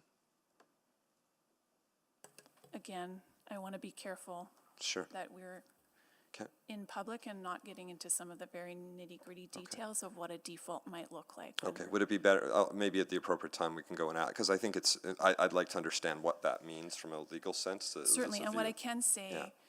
in public is it's always very fact-specific. Mm-hmm. So we set out these provisions with an intent to sort of describe what we think would be reasonable, and then we would look to the conduct of the development and as to whether they had met the spirit of intent of that clause. Okay. Can I get a sense of sort of how we drafted the housing requirements in this versus, say, the 2021 construction grant, which I think is a payback upon the full occupancy of those, or the units actually having been completed, and then the grant, I think, paid back the equivalent of what their uplift in property taxes would be. The property tax uplift, Yeah. yes. Can we talk about why we didn't look at that mechanism to help try to get maybe a bit more on the housing side than I think what's currently before us today? I just wanted to understand why we didn't explore, or did we explore those different options, but they said they want to go this route. We said we would have, maybe this would have been better for us, but we've settled that we're okay with what they've proposed. Yeah, I think it started with the memorandum of understanding in terms of the principles around public benefit and public infrastructure, and the servicing at Ice Village is public infrastructure. It not only unlocks the development for Ice Village, but there are other properties in proximity that can also benefit as well from the infrastructure upgrade. Okay. I'll probably not have enough time to ask another round, so I'll jump back on. Thank you. Thank you, Councillor. Councillor Wright. Thank you. Just following up on that, would another incentive for them to build student housing be the student housing grant, the 30,000 per unit? Are they? I know they're not in. It's not located in the primary area for those grants, but would they be eligible to make application? I believe so. If the team wants to correct me if I've got that wrong. So they're not in the primary area, and they would need to have a BP by November of 26, which seems not impossible, but difficult. Okay. Okay. Okay. And I've got some questions on the budget and contributions and everything like that. So, on page 7 of the report, it talks about the province contributing a maximum of 55 million. I thought it's a guaranteed 55 million. I think that is the language that the province uses and we uses. If we don't, we still have to do the things to require obtaining the 55 million.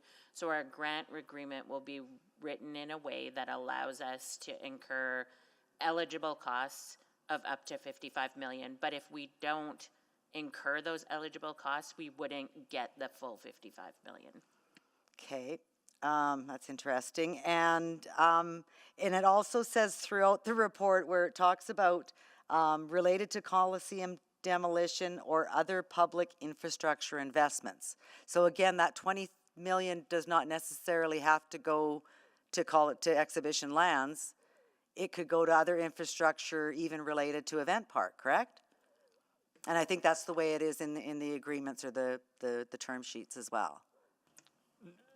No, so for clarity, the $55 million would need to go to Coliseum or the related site improvements in that area. So including on the Coliseum site and within exhibition lands. Okay, Michelle, is that the way that it reads in the term sheets? Because I thought I had And again, Yes. it does specifically? Yes. Okay, I thought I've read everywhere else that it just says other public infrastructure, not specifically. Okay. And then I'm just wondering about, part of the province's investment is the, 16.5 million for the event park and 8.5 million for Ice District, the education tax, right?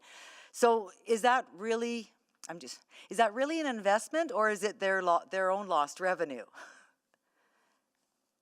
Like they're not, I guess, yeah, they're not giving us the money, they're just letting us keep that? So I think it's an acknowledgement that in granting the 10-year extension of the CRL, the province is in turn then providing a component, its normal component of the CRL through education property tax, and that component is being recognized here. Okay. And then in relation to the 62 million for the lease, again, I don't see that as being an investment, because I know when I used to do credit adjudication, a lease or rent was put on the liability side and it's a monthly payment. So I don't see how that is an investment on behalf, because they're getting benefit of using that property for that lease payment that they're making. Yeah, that's correct. And so when we talk about investment, we're talking about the dollar investment in the event park itself. These are the funding mechanisms in which creates the funding that we can construct the event park. But we're not getting that until after it's constructed and it's for them to use the park. That's correct. It'll be recovered through the lease payments, and it will be fully recovered. That component will be fully recovered through the lease payments. But it's not recovered because they're getting benefit of using it. Anyhow, I just don't see that being an investment part. I do want to just a little bit about the public benefit. I think, Bart, you talked about a third of the time. Is that a third of the prime time, or a third of the overall time would be public benefit? What's currently in the agreement is that it's a third of the bookable time. And so in terms of exactly how the schedule will unfold, we'll still have to work through that with OEG through the committee structure that had previously And that referenced. committee structure, the governance, and I'm going to run out of time and I'll come back. I didn't want to have to come back for a third round, but I'm going to. That's fine, that's fine. Councillor Cardinal. Thank you, Mayor Sohi. So, just a couple of things that have come up during the conversation here. I guess the first is with respect to this notion of competing space for trade shows and exhibitions and conventions. Looking to Calgary as maybe the primary example, they have added monumental amounts of space and contemporary space to their city. And what's more, there seems to be a pretty collaborative effort to use all of their spaces depending on the size of the trade show and convention. So is that there seems to be almost a presumption that these spaces will be competing. Is there an opportunity that these spaces are complementary and that they're working together? Maybe I can just talk. I've been talking in the background both to OEG and to Explore, and really around OEG's primary focus, not intending to be a use or for the primary focus, not intended to be conference use, and Explore is extremely comfortable with that. So they seem to be in complement to each other, and they would do the same type of thing of attracting all of the events that we have, like CFR, Junos, CCMAs, World Juniors, those kinds of things. But as far as their primary use, it's not conference use. It's for those types of events that we're just talking about. Yeah. So so I think the integration of that, that collaboration between OEG and Explore is something that's been there for a long time, and it'll continue through this. Yeah, again, looking at Calgary as the example, they've got their downtown convention center, everything at Stampede Park, and they've got the Olympic Park, facilities as well, and that they all seem to live together. If we're going to be competitive as a city, we're going to need more of these amenities, not less. Fair? I think anytime you have more facilities, you're more attractive for sure. Yeah, thank you. Different question then. With the investment that is being made into demolition of the Coliseum and further investments in the exhibition lands, can you review for us what happens with the Coliseum LRT station? Are we is there an opportunity to use those dollars to invest in LRT connectivity into Expo Center to service those lands, at least the north end of those lands on an interim basis? Is there some thoughts around that? What might happen to the station part of that structure? We would definitely want to look into that and other opportunities that exist, right? So we don't have a set plan yet in terms of where those dollars will be reallocated, but the one that you had just referenced is a pretty critical one and something that's going to be high on our list. I think we're all aware that the Coliseum station structure and the Coliseum building structure are pretty closely integrated structures. One doesn't go without the other being affected. Yeah, there's work that we have to do to ensure that we have usability of the LRT station post deconstruction of the Coliseum. So definitely reinvesting in the site in that regard in terms of the LRT station is going to be critical in terms of usage of that station itself.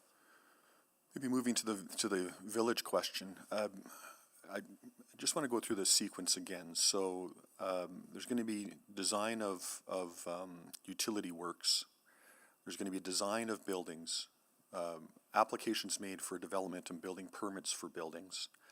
There's already been considerable amount of money spent to consolidate the land in that space. So by the time that the OEG gets to a point of putting footings in the ground, there is a significant investment, is there not? Yes, there is. Is there any expectation that they would then stop trying to recover that, at the very least recover that investment by building the housing that's being talked about?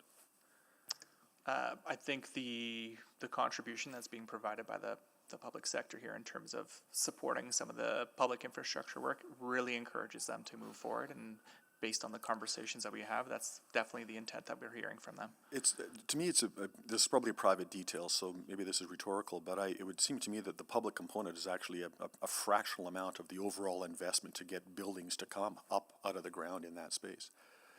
That is also correct, yes. Yeah, okay. There are provisions elsewhere in the CRL that allow for housing across the whole area of the downtown CRL, is there not? It's not just the village. There's opportunities to provide an incentive for other residential buildings to be built in empty parking lots, in other places within the downtown realm. This is not the only piece of housing that is supported by the CRL. Is that correct? The downtown CRL plan does allow for attainable housing incentive program, which is more to come on that in terms of council line of sight on that. Right, but this is not the only housing that's being talked about. Correct. Along with infrastructure, there's a downtown infrastructure fund. So similar to what's happening with Village at Ice, there's opportunities to do that within the downtown. Thank you. Thank you, Councillor Cardinal. Councillor Salvador? I'll just follow the list, otherwise it'll be difficult for me. Oh, okay. Okay, Yeah. great.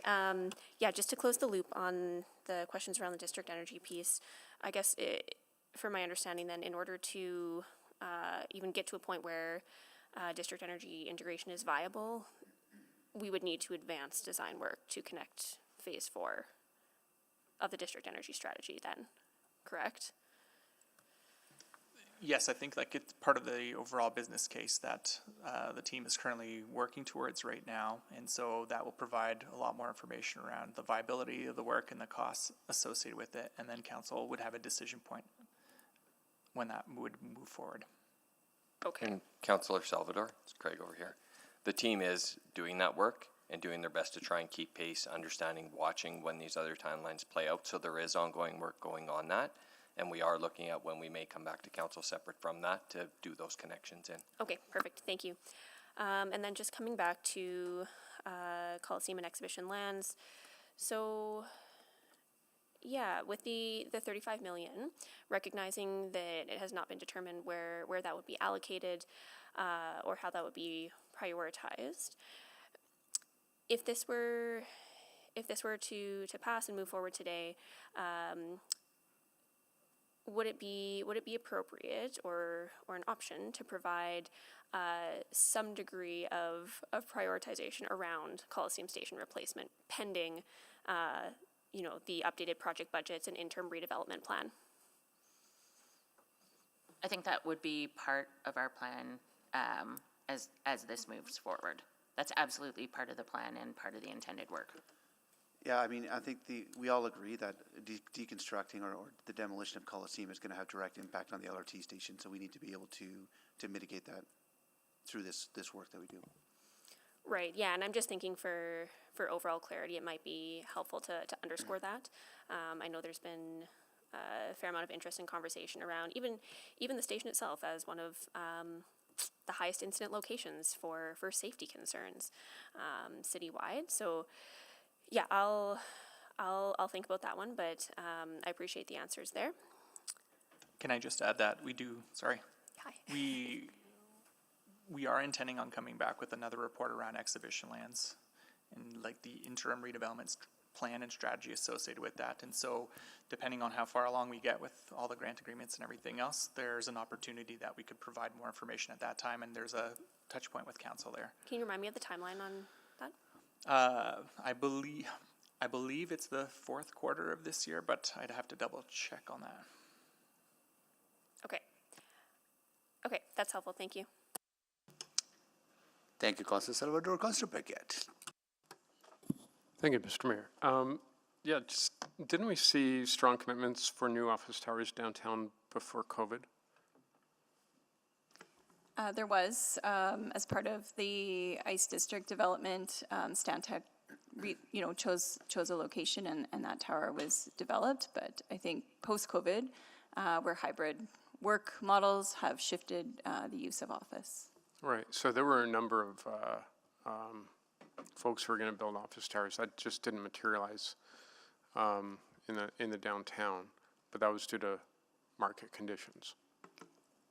Generally, yes. Yeah, a developer will build based on market conditions. So if we held these folks legally binding that they must build these, even through COVID and now, we'd kind of be, folks would be in a little bit of a pickle, so would we, I would assume, because office space has not had the pickup that we used to anticipate. Is that fair to say?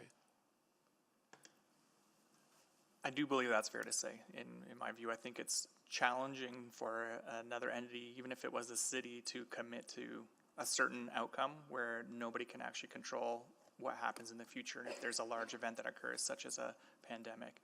And so typically what we've seen within agreements where we try to encourage construction is we have soft commitments and other agreements, but it's really difficult to get a firm guarantee. Right. So, and that would be why we have the wording in this agreement that Correct. Allows for that sort of force majeure or absolutely unexpected circumstances, that holding someone legally, holding that legal requirement and then forcing it despite market conditions may not always be the best idea, and probably not fair, and probably could be disputed legally. That's definitely why we have the language that we do. Okay, that helps clarify. I appreciate that. Okay, and if someone asked this, and I'm not sure if they did, and I apologize, but as to the surcharge and long-term maintenance, if the surcharge were to fall short, then that shortfall is not borne by the city. That would be borne by OEG. Is that right? That's correct. Yeah, so there would be no cost to the taxpayer whatsoever. The city's agreed to fund 1/3. Yeah. And then the 2/3 is the piece that has to be funded by OEG and is backstopped through the agreement on the ticket surcharge. Yeah, so like fair is fair, but no additional cost to taxpayers. Correct. Okay, great, thank you. Thank you, Councilor Paquette. Councilor Tang. Thank you. So just so I am understanding of the timeline, let's say we approve this today. There is another checkpoint, or not a checkpoint, but the grant funding has to be executed by November 30th. In the meantime, there's these agreements that will be signed off at a branch manager or city manager level, correct? So nothing back to council. And then the bylaws must be approved by February 28th of next year. Correct. And earlier in the line of questioning with Councillor Knack around the specificity of housing, for example, like I guess I'm just wondering in that stage, during like that timeline, where does that come back? Or does it come back? There's, And at what point do we see those greater specificity? in terms of like the percentage or amount of units. Yeah, what can we so expect? That wouldn't come back unless there is a separate agreement, which we're not anticipating at this time associated with an affordable housing grant. The way we structured the master agreement is that as part of the overall deal, this is the funding that the city is contributing. And so we don't have a specific expectation around the number of units that would be affordable in a very clear, defined way. Part of the nuance associated with this is also that we really need the village to progress in its development. And then the revenue that's generated through the uplift is what helps support not only the projects as outlined within here, but then all the other projects that we've outlined within the CRL plan. Yeah, so I mean, I can understand why there's no specificity for that first 350 and then 420 units, and maybe those are all market, and we need that uplift to fund everything else. But I mean, like at some point, I guess, do we see this commitment come to fruition for inclusion of the affordable housing? And I don't think I have a line of sight on that one. And that's what I'm asking about, like, what are some of the other agreements or checkpoints that we can expect? Councillor Tang, the development of village is sort of subsequent to administrative processes because council approved the zoning for the area already. So now we will move into subdivision, servicing agreements, development permits, and building permits. Mindful of the importance of market housing to ensure that there's the uplift which is needed for the overall in terms of functioning of the CRL.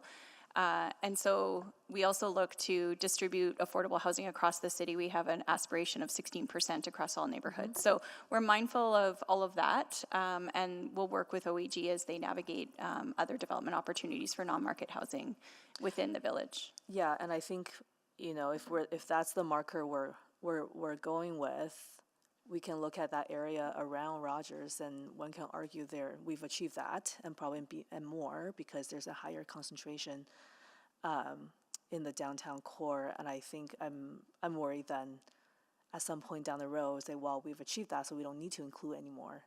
It's not to suggest that those partnerships aren't important, because this is an important location. There's 2,500 units that need to be developed. So I suspect there will be opportunities, and we'll work with OEG as they lead on those development opportunities. Okay, I want to ask about the public benefit as well. I think having a governance committee is great to figure out the scheduling. And can I assume that you're working around the scheduling and there won't be any, say, blackout period where community groups cannot book for whatever reason? I don't want to suggest something that we haven't confirmed just yet. I think that would be a discussion that we'd have through the committee. Okay. And to try to strive to ensure that the public gets great access to as much space as possible. But I just want to flag as well, like we have to balance that against, we do want OEG to be successful in running this facility so that it can help attract, other residents and other people and the visitor economy in this area too. I was a little bit surprised to see the Oilers Foundation specifically named in the agreement. We've heard from lots of different groups last time around. This was not one of the stakeholders that came up specifically. Can you just elaborate on that? Yeah, so through the negotiations, the Oilers, Edmonton Oilers Community Foundation does get involved already with a lot of the work associated with the fan park, as I'm aware of. And so there is a thought there that with them potentially being involved within the facility, they'd have a more direct relationship of trying to encourage various types of community activity within the building and be more suited to run that than, say, the business arm of the group that will be in charge here. Okay, I'm out of time, thanks. Thank you, Councillor Tang. Councillor, right? Can you I will take the chair. Yeah. So just want to come back to the exhibition lands. Like every conversation that I had with the province on this three-part agreement, province also wants to have more housing built in the city. So that's one of the reasons that they want put in $55 million, but also want us to keep $35 million committed to that site, Absolutely, yep. right? And also province wants to have more housing in downtown. That's another, what I heard over and over, that they also believe, like we do, that housing is key for revitalization of downtown. That's right. Hence their expectation of funding the site servicing work to see that being progressed in a quick way as much as possible. Right. And having public dollars go to public infrastructure to unlock private sector housing development, dollars that will be reimbursed back. I mean, we would reimburse back, but upfronted by the private sector. That incentive is also a driver that will enable housing in downtown. Absolutely. I think once once any entity is starting to invest in an area, they will want to go all the way so they can get their full return back. And then also knowing that that's compounded by the fact that they can get a reimbursement through the servicing work, that makes it that much more enticing to move ahead. Isn't that has been a hindrance, like in the past, that has been a hindrance to development on that site, that because the lack of that public infrastructure and the private sector's inability to invest in that public infrastructure. It's definitely a gap, and we see even further along our nodes and corridors where we deliver the infill infrastructure fund is highly leveraged because of the challenges with developing infill and producing the required infrastructure upgrades. Yeah, but in this case, private sector is going to invest, then get reimbursed based on milestone. That is not the case in other situations where we have to put public money in upfront. Right. Yes. So the developer will have to invest first, construct, and then get reimbursed subsequent to that. Okay. On the CRL where we are, the shortfall projections, that CRL we get a report every year. Council gets a report every year on the CRL projections, right, on the revenue. That's correct, and we provide 3 scenarios in terms of low, medium, and high scenarios in terms of the pace of development and the build-out. And that is the point where council have insight and oversight in a way that if things are not going as projected, then some steps can be taken to course correct. Yes, that's an opportunity for council to further direct what can happen in the CRL or other projects in the CRL. Okay, yeah, okay. On the other projects, I know folks from Winspear are here. They're deeply interested in this conversation. The project list that we have approved as part of CRL remains intact. There's nothing, I mean, does this agreement, master agreement, further cements that list? Like, what is the status of that list be? So as it relates to Winspear, we have an upcoming meeting to establish when revenue or when funding is needed so that we can model that in the CRL. But any expected revenue that will impact or inform decisions on subsequent projects in the CRL plan that was approved by council. Right. But also in order to fund those projects, we need additional revenue in the CRL, and extension allows us to generate that revenue with inclusion of these 2 projects on the list, and going ahead on the housing part and the fan park part generates the revenue to enable other projects to move ahead. That's right. So we want to be mindful of the investment we're making, the projections in terms of the uplift and the timing. So it's dependent on the pace of development. So more things get built faster, the uplift is realized faster. Yeah. I'm going to come back next round, because I want to understand how this fits into this broader overall city plan, this downtown investment plan we have, and how does this master agreement enables that downtown plan, and if not, then what happens to that downtown? I'll come back for next round.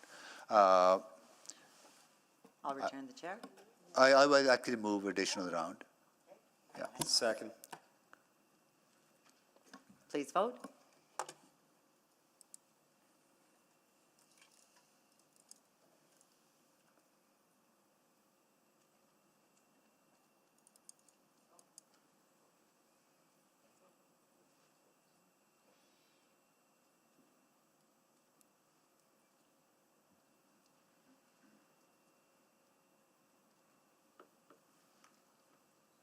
So we're still waiting for a few votes. The vote did reset partway through, so just check to ensure you voted, members of council. Thank you. We have all the votes. Display the votes, please.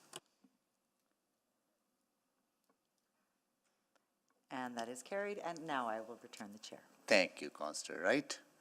Councillor Stevenson. Yeah, thank you very much. Just circling back to the question of sort of convention and conference use. So I think the Calgary example is a good parallel to draw on, and this is a bit of my ignorance, but are those major facilities all owned by the same entity, like owned and operated by the same entity? Oh, we just need to check that. Sure. I mean, I think from their website, I'm seeing Calgary Tourism seems they're the ones advertising those two, like the BMO and the TELUS Convention Center are listed on their site, which I would assume means that they control them. So I'm assuming that that's sort of how they, again, sort of maximize that benefit or collaboration between the venues rather than them competing against each other. Potentially, sorry, we just don't know the details on that. No. I would just flag that I think many different buildings across the city also have space that can be utilized, and so they wouldn't be contacted, I would assume, in that type of arrangement. So whether it's a hotel or another smaller convention space. And so I think the point is that overall, as you add more types of amenities within the core, then there is that greater pull to attract different types of uses within those. So yeah, hopefully that's helpful. Yeah, no, and I think certainly thinking of the downtown hotels that have conference facilities, again, that's just where I'm not sure we have the analysis. So when we are doing the design work for Event Park, is there that opportunity to identify gaps in the conference events space that just, is there a way to provide assurance through the design process that we're not duplicating conference and convention facilities that we already have? Through the design process, we'll for sure be going through a revisit of the future programming of that building. And so what type of space can be built and how can that maximize public benefit, but also create opportunity for like the different events that occur. Whether or not we would dive into the level of detail of how does this conflict with other buildings, that's not usually part of the scope of that type of work because we're really focusing in on the one facility. So, okay, so I'm just wondering, I'm trying to find some alternate ways that we can get assurance on that. Again, I think I heard, Mr. Robar, you're hearing that there's no intent to seek out conferences and conventions. Is that what I think I heard? I just said that that's not their primary purpose. So OEG is comfortable in saying their primary purpose is not seeking out the conference work, but and Explore is comfortable with that. Okay, well maybe just sort of on a related note, just around the construction. So in attachment 2, I appreciate sort of the outline of the construction governance system. I'm not sure that I understood who has final sign-off on the design of Event Park. So the wording that I saw was that Arena East LP shall take input from the city when determining programming requirements. So, yeah. So final sign-off, like that will flow through through the committee structure that we have. So there's 4 levels of different governance that we're looking at. Ultimately, that specific portion may flow up through to what we're calling the project leadership team, which is more of at the executive level, so that the city and OEG both are looking at what's included there and then providing that sign-off through a consensus basis. Okay, that would be maybe the ESC? No, it would first flow through the project leadership team. Okay. So maybe just to Ms. Bond, can you just talk me through, and I apologize, like, I don't know that I'm fully clear in attachment 2 about about the scope of it, because it talks about the scope of authority of each of those groups. But again, can you just point me to the language that sets out again sort of that sign off of design? That may take me a moment if you don't mind. Sure, no, that's all right. I can get that the next time around. Thank you. Thank you. Councillor Knack. Thank you, Mayor Sohi. So a few more questions just around the community use and the public benefit piece.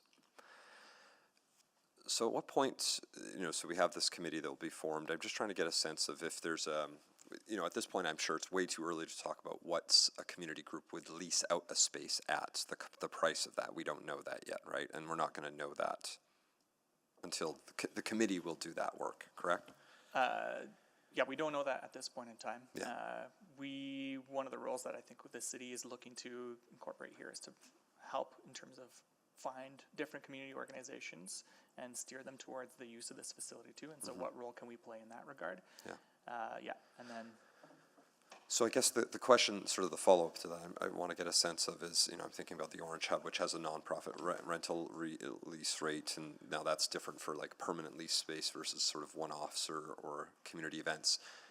I'm just trying to get a sense of like, what happens if it looks like community groups are feeling that the price is not attainable for them to lease compared to other groups? Like, how are we planning on modeling that? And if we're finding that it's too much, what in the agreements allow us to go back and revisit the amounts? Or is it solely going to be up to this committee that gets formed to figure that out? It's a great question. So we do review those on an annual basis. And so this being a fairly unique building and this arrangement being fairly unique, I think the recognition on all sides is that we really need to look at this over the lifespan of the entire term of this agreement, and how do we continually improve upon that as we go. And so if we see, that's why we have the annual reports as well, to see how well was the space utilized, how many attendees are going there, what are the organizations that are participating. If we see dips over time, what could we do differently? That may involve thinking about the rates and how do we do that in a way that doesn't impact the financial performance of the building, but also provides that benefit.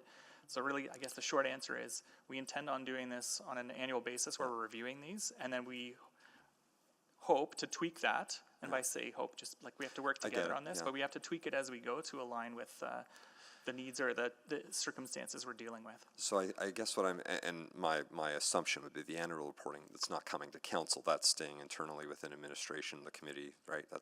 Or are you actually planning on bringing that to us, that annual report? The annual reporting for sure is something that we want to be we want that to be more public. So we want to showcase how well the building's performing and how, like what the stats are associated with that and the trends, et cetera. In terms of the way and how that'll be communicated, it may come through council through like a municipal funding arrangement report or some other capacity. Yeah, I guess where I'm trying to get to is, so I hear this desire that if it's not being utilized because of any number of factors, what's the way to make sure it's getting changed to do the things that we want to see, that I think both partners want to accomplish?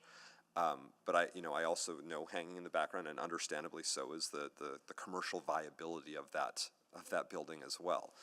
So if the market evolves to the point where it's, the nonprofit lease rate or the rental rate is too much, but you can't lower it because it affects this, how do you begin to balance that? How do you begin to solve that, rectify that? Do we say, well, then maybe it's only 20% of the time, but it's going to be more severely discounted because it hasn't been used anyways and the other 80%'s market? Like, who has those conversations, and how do we make sure community gets to be well involved in that? So the main source of the conversations would be through the individuals that are part of that committee from the city. And so our intent is to ensure that we put in place the right folks with the right authority that can really push for those outcomes. There could be a situation where that occurs, but the intent through signing this agreement is that 1/3 of the space is continually provided at low to no cost rates. And so we will be pushing for that. And if we need to leverage other dispute resolution to get to a decision on that, then we'll take the necessary steps. And the reason I ask so much, I'm just thinking back to the Rogers Place agreement and the 28 days, and this feels a little more firm than that, but I appreciate we have not at all used that space the way I think we would have first expected, and I just don't want to see a repeat of that, especially because the beneficiary are going to be more community groups, where at least in the Rogers Place it was the city which could have benefited the community, but I'm out of time, so thank you. Thank you, Councillor Knack. Councillor Jans. When suitable, I would like to move in camera. Okay. You have further? I don't have to now Got if other people have public questions. No worries. Thank Councillor Paquette. Sorry, Councillor, right? Then Councillor Paquette. Sorry, Okay, Councillor. I wasn't sure how many rounds Councillor Paquette had. It's okay. Well, I'll just follow the list as it is now. So, Mr. Robart, you said that Explore Edmonton is comfortable with that, it being included in, as for trade shows. But I think I heard Bart say earlier that we don't know and we haven't done a detailed analysis.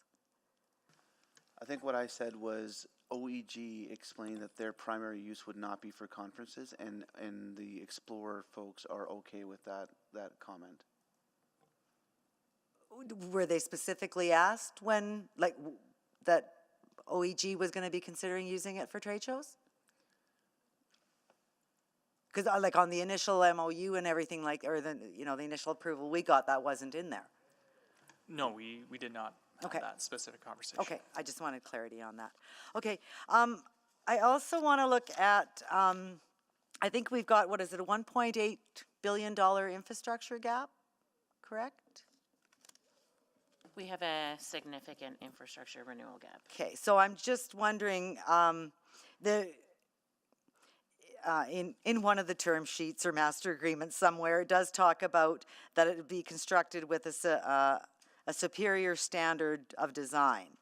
But yet we've got crumbling infrastructure and Scona Pool, I think, case in point. Should we be building shiny new things right now, or should we be focused on that infrastructure gap? I think as a city, at all times, we're going to need to balance those things. There's probably not a way that we can never build a new thing in a growing city, but we've got to figure out a way how we're going to fund renewal in the long term, so that not only do we build the things, but we care for the thing. Okay, so, but this, the tax uplift that's earned on this, that goes to pay back the CRL debt, right? So it's not money that goes back into city coffers, general revenue to pay for other infrastructure, correct?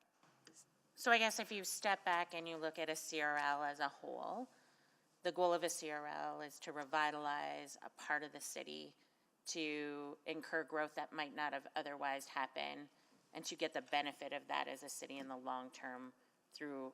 So the uplift in the period of the CRL goes to fund the infrastructure, but eventually the city reaps the benefit of the tax uplift post-CRL. Okay, and eventually I think we're talking 2038 or something like that, that the CRL would start making money? The CRL is extended to 2044. Okay, but I thought there was some reference to that we're in a deficit right now in the CRL. Don't know the page number. Yeah, that's the difference between. Oh, 2032 before recovering and becoming positive, again in 2037. So we're looking 12 years out. So that's the difference between, like, we're gonna make an initial outlay, and then so our reserves will go negative. That's different than at the end of 2024. The tax revenues that were originally fenced within the CRL will go back to the wider city in general. Okay, and if that deficit remains, then that going back to the wider city in general means property taxpayers. So if we haven't, at the end of 2044, if we haven't incurred enough tax uplift in the CRL to fully pay for the cost of the projects, then we'll continue to use the funding in the CRL, the tax revenues in the CRL, to pay for those before releasing it back to the general tax levy. Okay, governance of the construction, it talks about The project leadership team, as far as like sort of voting in that, is made up of, I guess, one from OEG's affiliate side and one from the city. My question was who breaks the tie, but then I see that it's the external project manager that has final say on anything. Is that right? So the city does not, I mean, they can try to negotiate, but final say on any scope changes of that goes to OEG's affiliate. No, as a clarification, the external project manager would be the one that's doing all the work in terms of gathering all the information necessary to allow for a decision to be made by the project leadership team. Okay. And so that's where there'd be a couple of folks on each side, both OEG and the city, and they may get supported by other like consultants or people that can help inform a decision. Okay, so who breaks the tie? Thank you. Thank you. Next now. Okay, Councillor Paquette. Thank you, Mr. Mayor. Good questions. So I want to follow up on Councillor Knack's question about leasing space or renting space, and then the comparison to the actual arena. And I would assume that part of the reason the arena didn't get activated as much is because of the sheer size and scale of the place. That's correct. And so costs associated with that, as far as I recall, are based off of like the operational costs related to that facility. And so part of the agreement that we have in this situation is that it would be a proportionate operating cost to the space that you're utilizing. So that, in theory, keeps those rates low. It also ensures that OEG gets what is fair, which is a recovery on the operating costs for the use of that time. And that should promote greater use because we anticipate that the rates would be right. It's lower. more in keeping with the scale. Correct. And therefore, being able to run and host something, the cost consideration is fairly decreased. Absolutely. Yeah. And then further to that, because I know we've got facilities in the Northeast Park and people ask about them, and sometimes the price is too high, but depending on the group, we'll engage with them and talk about like maybe something else we do. That's what we do as a city, right? Yeah, if there's separate discussions around that, yeah, I think that could happen depending as well. on the group and Yep. yeah, okay.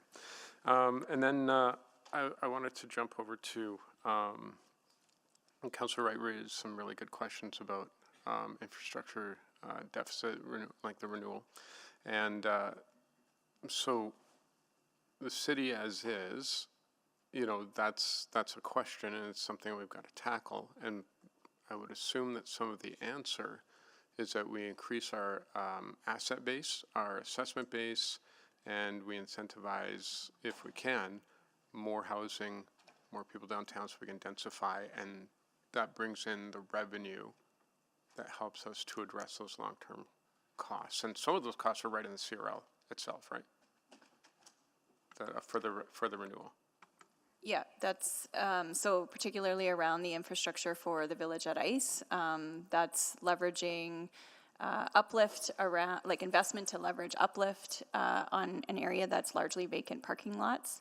And so new development or vertical construction will generate a significant tax uplift. Further, it's in our center city where it has proximity to services, mass transit, jobs, education, et cetera. Right, and so over the long term, which is what the renewal deficit considers, as things grow and as we see more things being built, and we'll see growth everywhere, but those dollars, after the CRL is complete and we're getting that back into general revenue, that sort of starts to offset some of those renewal costs in the long term as well, does it not? Because we now have the budget for it. It's out a significant number of years in time, so we'll have to do something renewal based in between there. Right, But between but that. your fundamental concept is correct. Like the more that we're able to create, build our city differently, but then create and grow the city in a way that makes financial sense, the more funding we create for things that need renewal.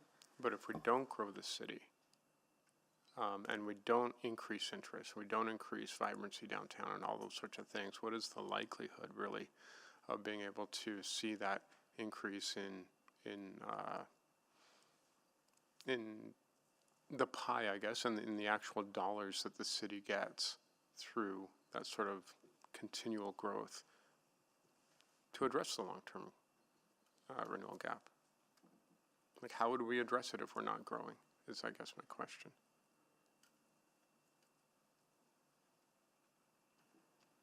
Because if we don't have What would be harder to address, right? Like, you would, if we don't grow and we're not careful about how we grow, it becomes harder to service not just our assets, but to be able to renew the assets that we have. Right, and part of that is to bring investment into the city as much as possible, and also increase the attractiveness of our city so that that creates more investment and more people wanting to move here, which means, you know, it just keeps humming along that way, yeah? That's the concept. That's correct. Yeah. Okay, thank you. Thank you, Councillor Paquette. Councillor Dang. You're second round, right? I think I'm on Yeah, you're second round, on yeah. this round. Just one more question on the governance committee for the community benefit one. We will have a seat. OEG will have a seat. How does one get on the committee? So yes, to both those points that you just made. The thinking is that we would just determine who those individuals are. Okay. And so we would move ahead. I did just want to clarify as well that in terms of blackout dates, groups will have access to various parts and various times, including weekend and other prime dates. It's just not necessarily every single weekend, but in alignment with the 1/3 public benefit percentage. Okay. Oh, I mean, I think I know the answer for this, but I wouldn't mind some answer. The 1/3 is because the city contribution is 1/3. The provincial funding is also public, but there has been, they haven't expressed anything around preference for any kind of public usage. Throughout this, the province has been supportive of the 1/3. But not more than that. I guess, like, because their portion is 40%. Was there anything further as it related to kind of their contribution? Like, did their contribution require additional public benefit? Yeah. Their contribution plus our contribution, we agreed on 1/3%. Okay, thank you. I have maybe I missed this, but can you just clarify for me for the attachment 8, for the land sale portion, on slide 14, I guess I'm just wondering if you can just specify which parcel it is. 1 second.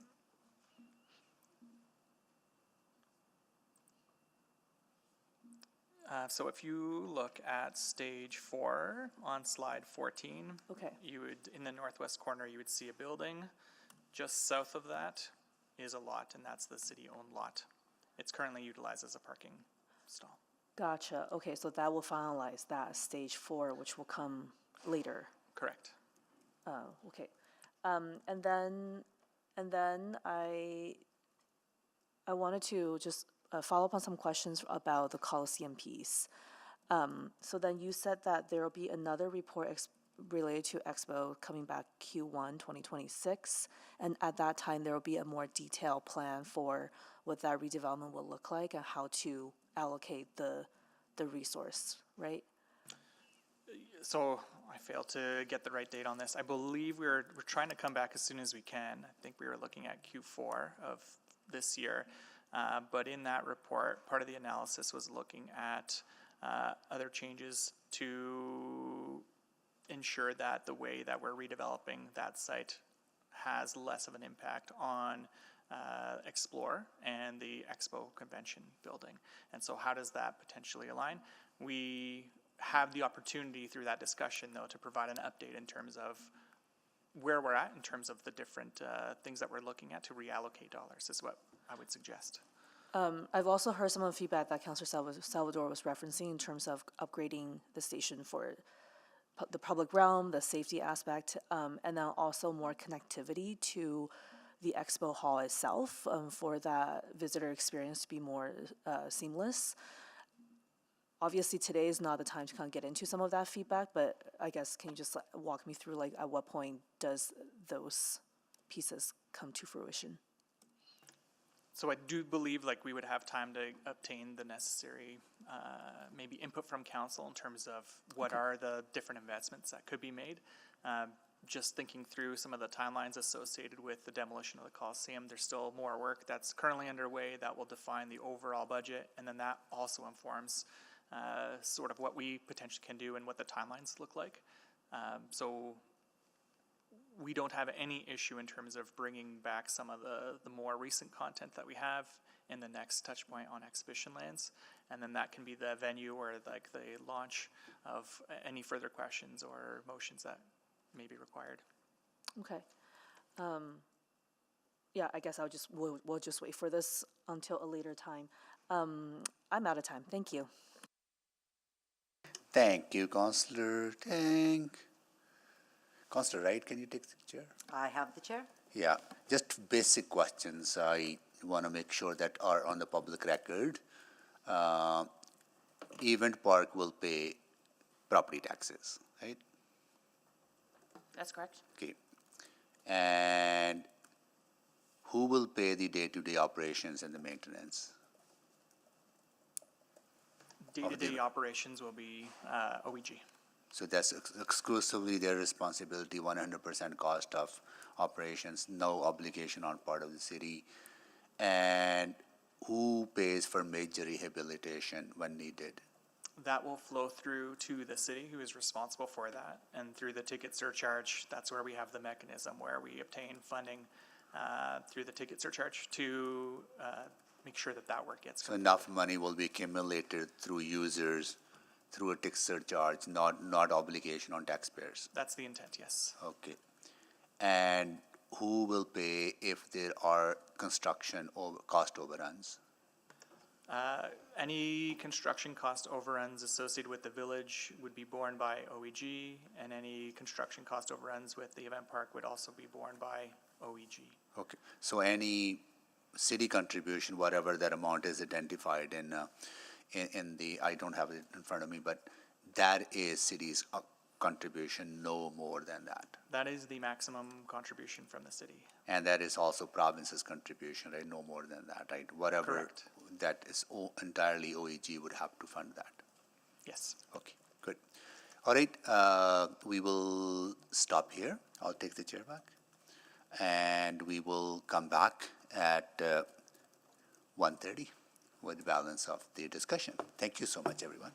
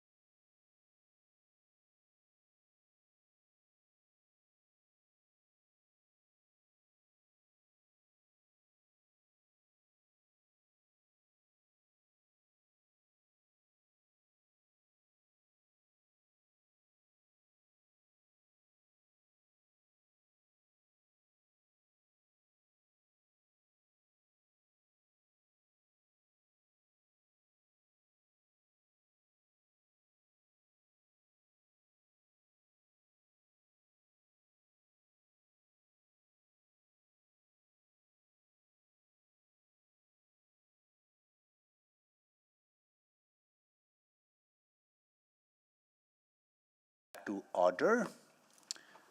Let's see if we have quorum. Councillor Wright.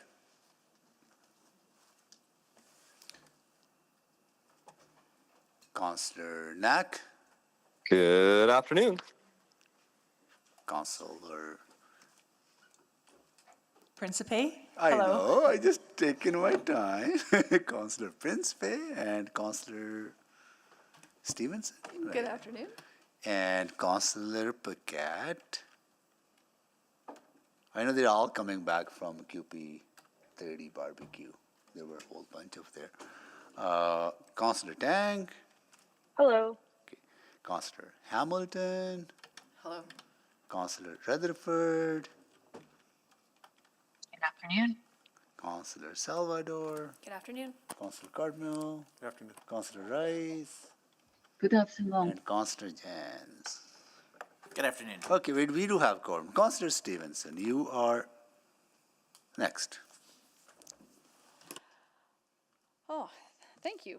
Yeah, just want to carry on a few lines of questions. And again, appreciate the detail here. Oh yeah, so just clarification on the construction governance, the sign off for the final design, is it the PLT level? Yes, PLT level. Okay, and it's because it says approved design means it's approved by PLT. Right. Project leadership team. And if there are conflicts, that escalates to ESC, and then if that can't be resolved, then it's arbitration, et cetera, et cetera. That's correct, yes. Okay, great, thank you so much. This is a really wild question. Is there any scenario in which OEG doesn't assume the lease for Event Park? Would that just be a breach of the overall master agreement and they would be liable for that? It would, yes. Okay, great. Ticket surcharge. Will there be surcharges placed on events happening during the public benefit time? The intent is for the ticket surcharge to be applied to mostly general events around the commercial end of the events that are being planned. Okay, so wouldn't apply to, again, even if there were tickets sold, let's say $5 tickets for a community fundraiser?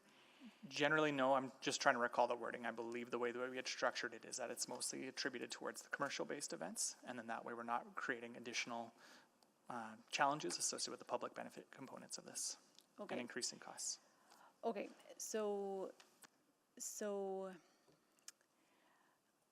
again, all of the ticket surcharge goes to paying OEG's 2/3 contribution for capital renewal, and then our third, that will be paid through tax levy. Is that correct? Yeah, it'll be part of the city's normal operating budget. Okay. And then, again, if there is a scenario where it happens, how do ticket surcharges apply to things like trade shows and conferences?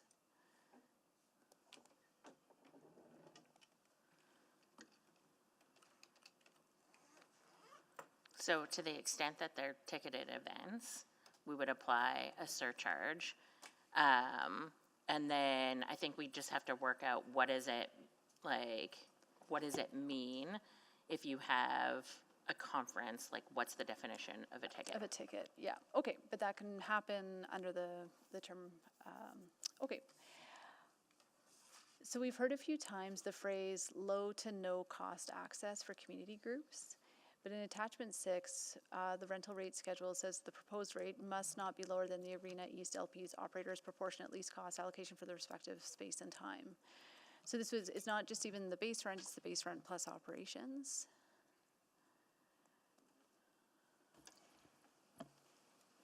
So the intent with that component is that there may be events that will be no cost depending on what they are. And so that will be determined through the work of the committee in terms of what events are actually scheduled. But how could it be no cost if there's the provision that the proposed rate must not be lower than Arena East LP's operator's proportionate lease cost allocation for the respective space and time?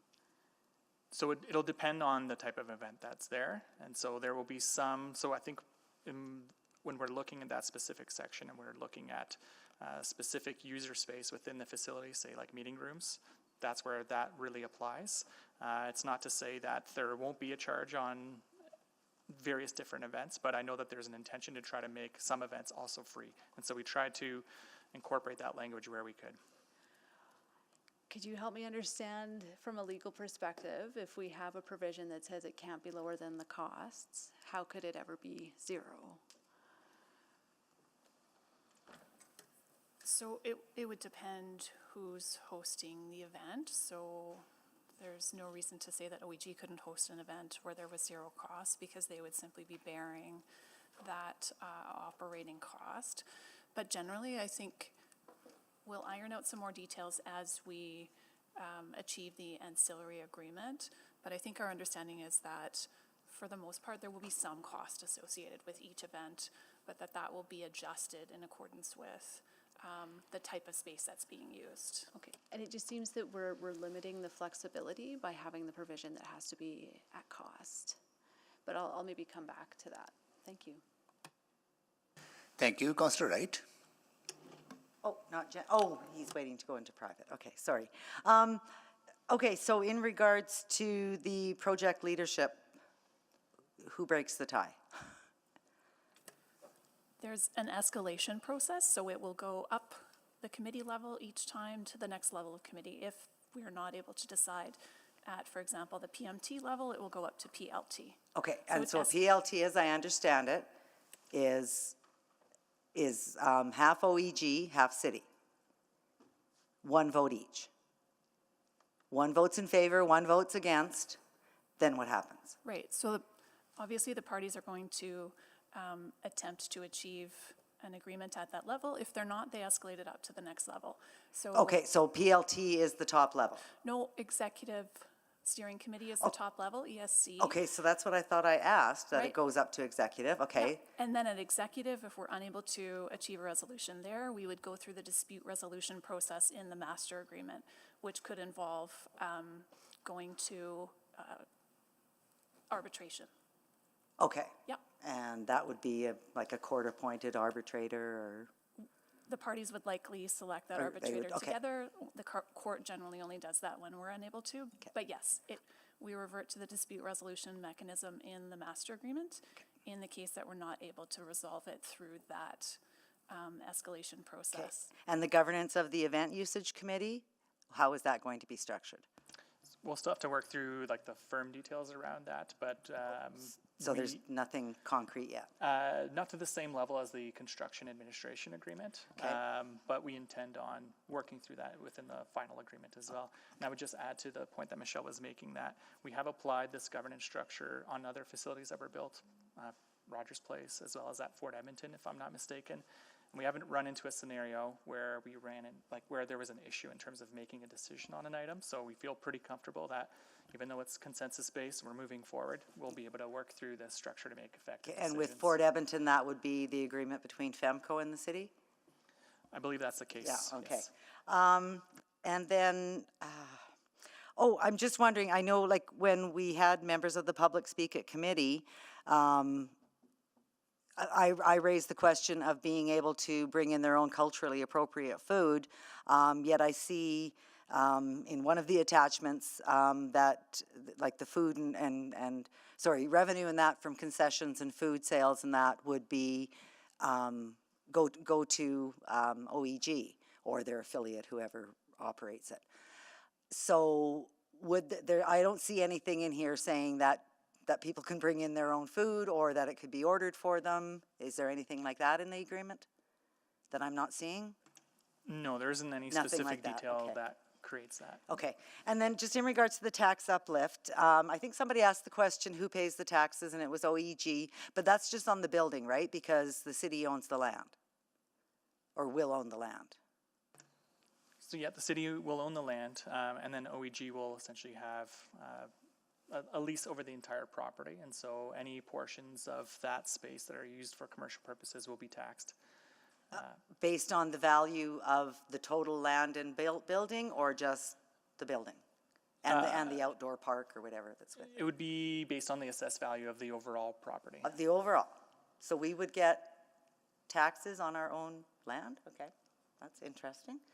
And then I'm also wondering, so we're looking for the tax uplift from the village, but wasn't the Village at Ice District also part of the Rogers deal? And I'm wondering why we haven't got that tax uplift yet. So, based on my recollection and what I've seen in the agreements, what I understand as being part of the Rogers deal was a $100 million commitment towards future development in and around the area. And that was also subject to reasonable commercial efforts that the party was to take at that So point how in much time. of that 100 million has been invested? Way more in excess of that. In because what? all surrounding the arena in terms of the multiple office towers that were built, as well as the Ice District podium with the restaurants that are there. Councillor Wright, it's approximately 2.5 billion, including Rogers. But that's other developers. That's not specifically, is it? I don't know. Is it specifically OEG? It was an ancillary company related to OEG, so it's not the same company that we're entering into an agreement here, but they are it's Edmonton Arena Development Group, I Okay, believe. okay. But the village itself, there's been no movement on. Thank you. Can you take the chair? I have the chair. Thank you. So with the benefit of past 8 or 9 years and going back to the original CRL discussion, is it fair to say that CRL has been successful in unlocking development in the downtown that otherwise would not have been possible, Yes. right? And I think that the reason I want to dig deeper into this is that is it also fair to say the amount of the level of development that we have seen in the downtown probably would not have occurred to the level it has occurred without the CRL instrument being used to upfront some of the cost? Yes, the CRL projects are seen as catalyst projects, an investment by the city to catalyze development. Another example is Warehouse Park. The city acquired land, assembled land, improved the land, and we see investment happening in proximity to the park. Right. So that park became a catalyst for towers that are currently being built That's correct. around the park, right? So when that CRL expires in 2044, Yes, 2044. right? The uplift that we would, the shift of the revenue over to general revenue, we wouldn't have experienced that uplift if we haven't had the CRL and wouldn't have seen that transfer to the general revenue. Not at the pace that we've seen. Okay, that's what CRL accelerates the pace, right? Yeah. And same would apply in this case, like under a normal scenario, housing may happen on north of Rogers, but it may take 30, 40, 50 years. But this accelerates that pace. That's the intent, yes, to Right. accelerate development and catalyze investment at a faster pace than may have happened otherwise. Yeah. In my last less than 3 minutes, can you speak to what impact not moving forward on the master agreement will have the rest of the downtown investment plan? So the downtown investment plan was really focused on economic development, residential development, vibrancy for the downtown, and business growth. And so these two projects are well aligned with those outcomes in terms of building more housing, more people living downtown, and the event park improving vibrancy, visitor attraction in our downtown. And so a delay in that would further delay those outcomes as it relates to downtown investment. So within related to those two projects, but also it's my understanding, and I understand this is the fact that the extension of the CRL by 10 years allows us to keep additional revenue within CRL that activates other projects that are on the CRL list. That's right, and there are a number of other projects that council approved on the CRL list, including a downtown infrastructure fund, an attainable housing program incentive. So we model out in different scenarios, based on different pace of development, the opportunity to leverage the uplift to continue to further invest in downtown.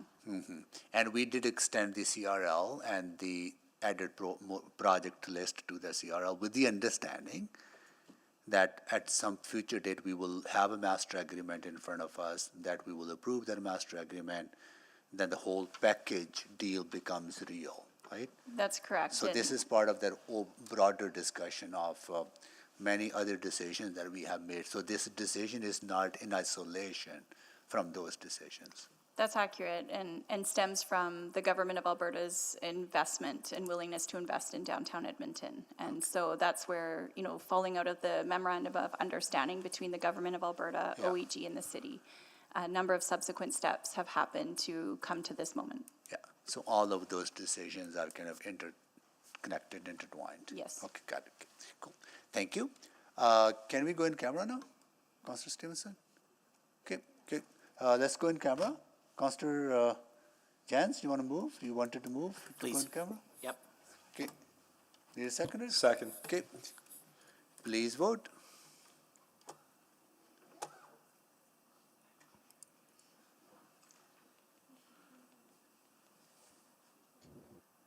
Me, yes.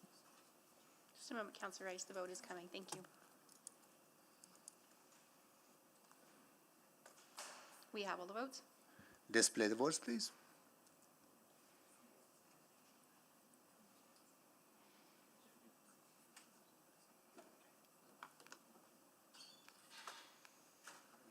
That is carried, right? Yeah. Okay. Yes. Okay. We'll give you a few minutes Just to. give us a moment, please.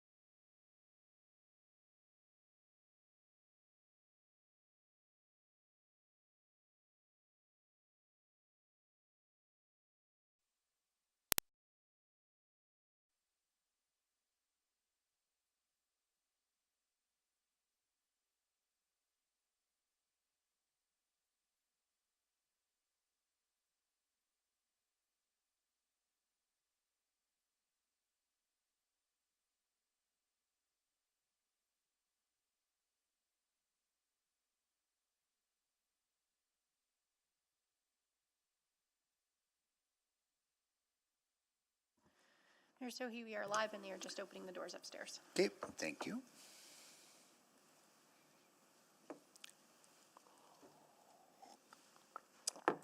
Okay, we are back in public. We will continue with questions. Councillor Stevenson. Yeah, thank you. Just a few other questions and then back to some of the community access. In attachment 4, the agreement speaks to naming rights and the full revenues going to the tenant, excuse me. So first question, do we as the city, as the owner, have any say over the name chosen for the facility name? The way that the agreement is worded is that the OEG would have control over the naming rights. And why would we not receive proportional benefit, given that we're contributing a third of the capital renewal budget? Fair question. I think the intent here is OEG was also under the impression that they were obtaining all revenue from the building as well, and so this is a critical component of them being able to have the financial sustainability to have another revenue stream, and so that's how that one was negotiated. Okay, so we have no revenue mechanisms to help offset our portion of the capital costs.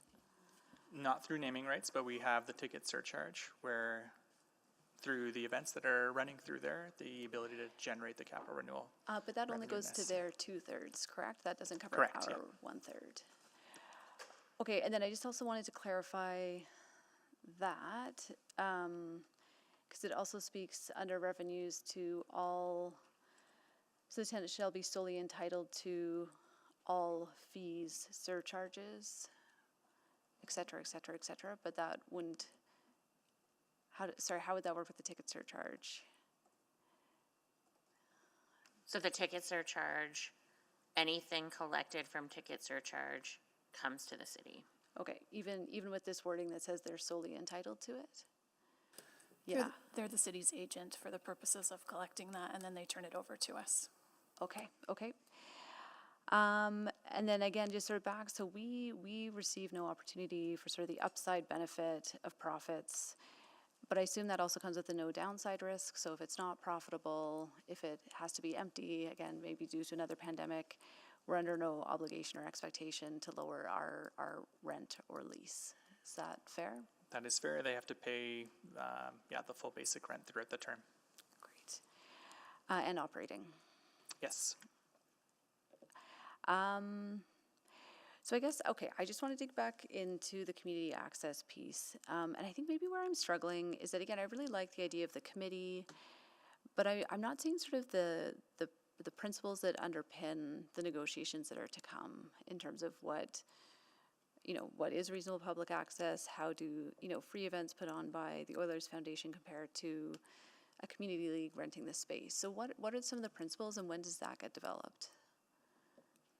So that will be developed over time with the right folks within our organization through community services. We have folks that have been working on event planning and our downtown event planning as well. And so we're going to ensure that they are bringing all their history of how we can incorporate the necessary improvements to this agreement so that we can make them take effect. But that still is something that will have to be developed over time. Okay, and then again, I just want to go back to that wording to clarify that again, let's say the charitable rate, so there's a number of different rates that are proposed. The charitable rate can never be less than the lease cost, so the base rent and operating costs that OEG is paying. Is that correct?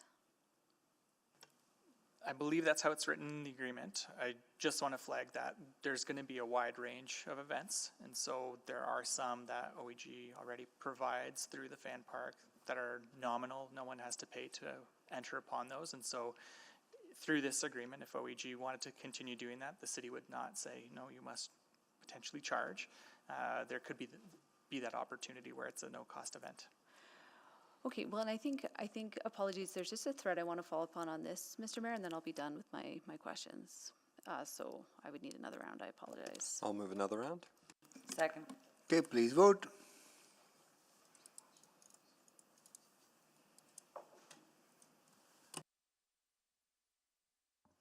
We have all the votes. Display the votes, please. That is carried. Councillor Stevenson, go ahead, please. Yeah, thank you. So I guess I'm just wondering about this scenario. If we get to a point and we're finding that community groups aren't making use of the space because the costs are too high to rent, what's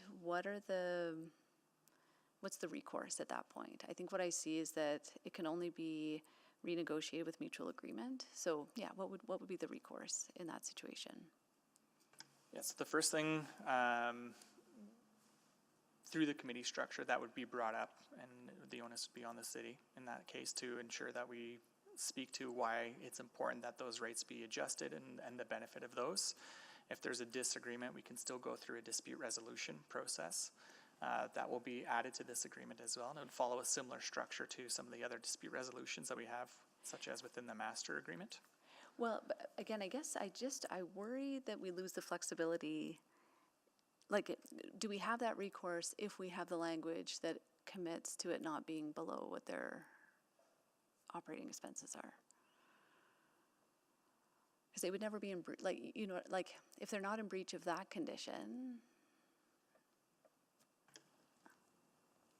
Yeah, I hear what you're saying. I think the intent through what's drafted in the term sheet right now is that I think all parties agree the rates are going to be reviewed on an annual basis. The schedule will be reviewed on an annual basis. We will amend and tweak that as we go to try to make sure that it's flexible and can actually provide the space that we want to see utilizing and the public can utilize within that area. And so the parties have to come together to discuss that on an annual basis to try to adjust that as needed. But what's the performance? How do we hold anyone to a performance standard? So I appreciate that we're reporting on how often it's being used, but I'm still not understanding what happens if we're not seeing it be used and all the other terms are met. This is an area we had tried to negotiate additional clauses to deal with that type of scenario. It isn't something that OEG was comfortable in terms of putting in a clause that would create, say, a penalty of some form, as it's difficult to control on their perspective the type of usage that would happen, and it has involvement from the city, and so they may or may not be solely responsible for the outcomes of what would occur. So right now, our only mechanism is through the dispute resolution to go through that and work with them to find a suitable rate structure that works and continually push for that through the committee structure.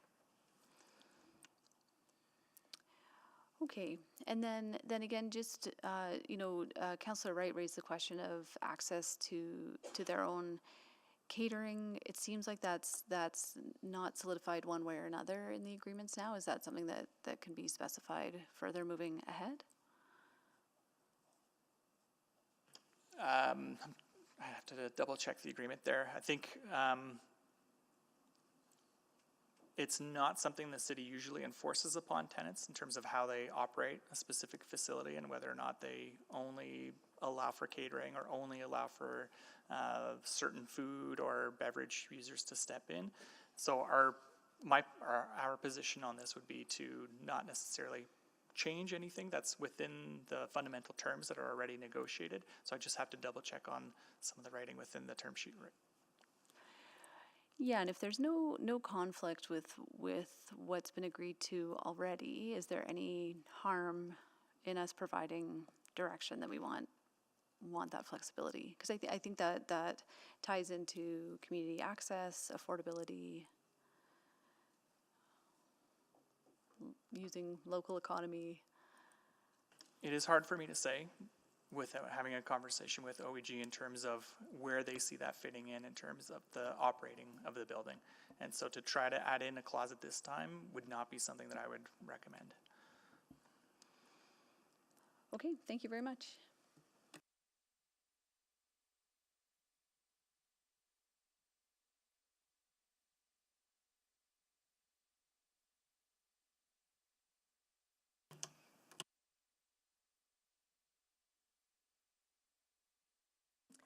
I'll take the chair.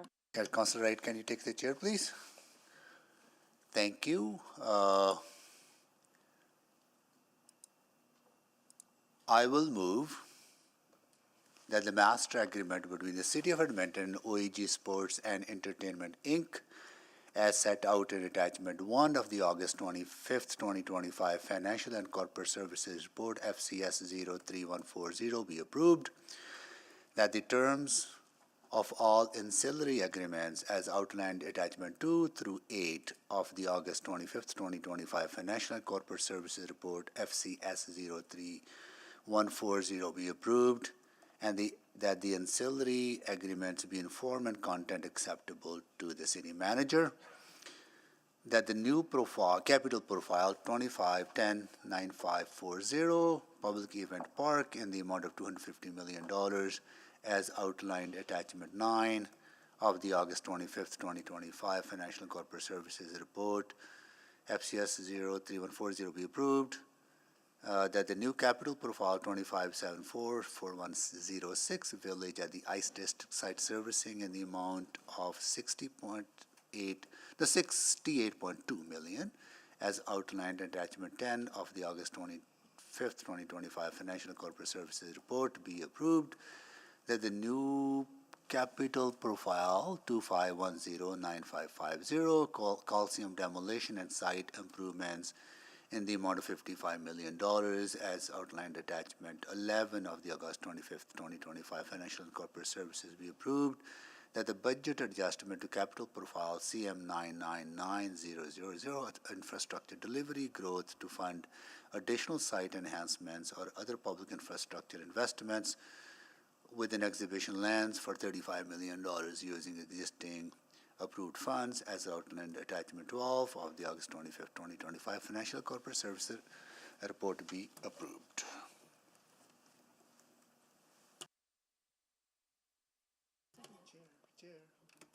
Second. I'm sorry, we have a second? Second. And can we vote, please? Oh, sorry. Anyone to speak to? Questions?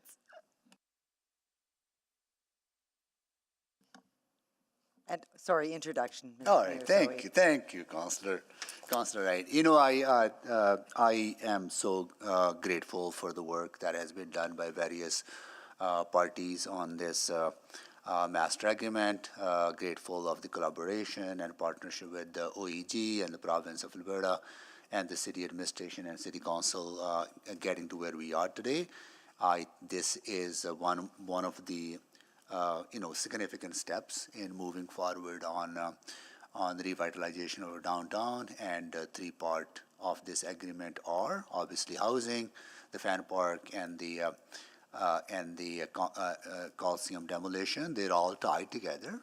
They are integrated, and this master agreement ensures that we move forward on all of those three components in a meaningful way. So I'm glad to move it. If there are any questions, I'll answer those. We'll get to speak later on. Yeah. Thank you. You don't want your extra minute? No, you're good. Okay, Councillor Stevenson, questions?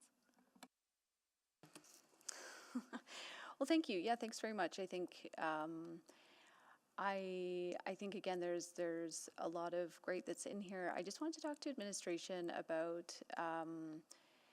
just the best way to maybe capture a few items specifically to be negotiated in the final agreements.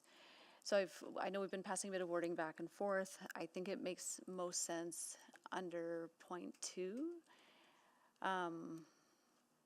So I apologize to my colleagues. I don't have the exact wording, but just wondered, I mean, I could, maybe if administration just wants to speak to that at a high level.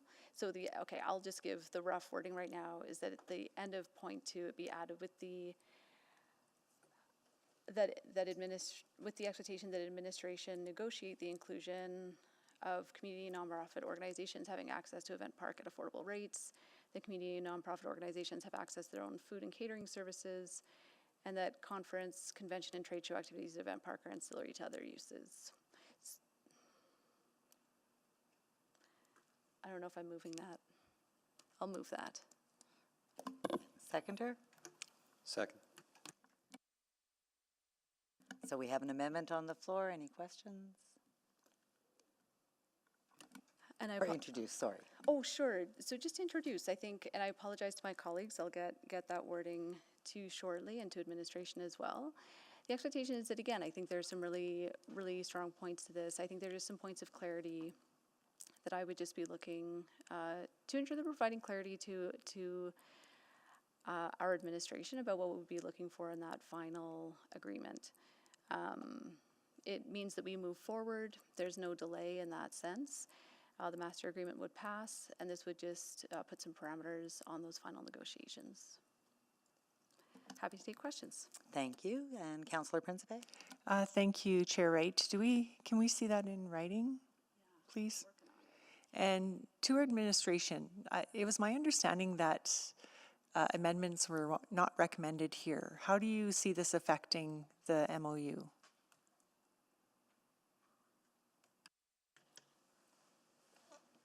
So the master agreement is remaining as is, and then the suggestion is for administration to go back and look at these three items through the final negotiations to end at negotiated agreements for public benefit, lease, and other areas where this may be appropriate.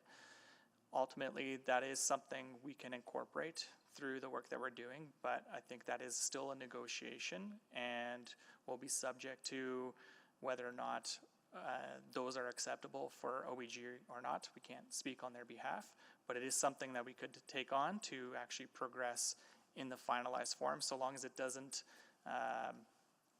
go against any of the existing terms that have already been outlined within the term sheets. And Michelle, I don't know if you have anything else to add there. Yeah, so we can commit to take these things away and attempt to include them in the ancillary agreement that we ultimately land on. But what we have before you today is a negotiated master agreement and negotiated term sheets that don't include those. So if we're making a commitment, it can't be ensuring or guaranteeing that these are included in there. Otherwise, we're effectively amending the term sheets, and we can't do that. Yeah, that's my concern. Would it be better as a subsequent motion? I don't know. I don't even know if that is giving direction to have that discussion, or if it's, can I ask the mover that question then? Yeah, I was originally formulating this as a subsequent.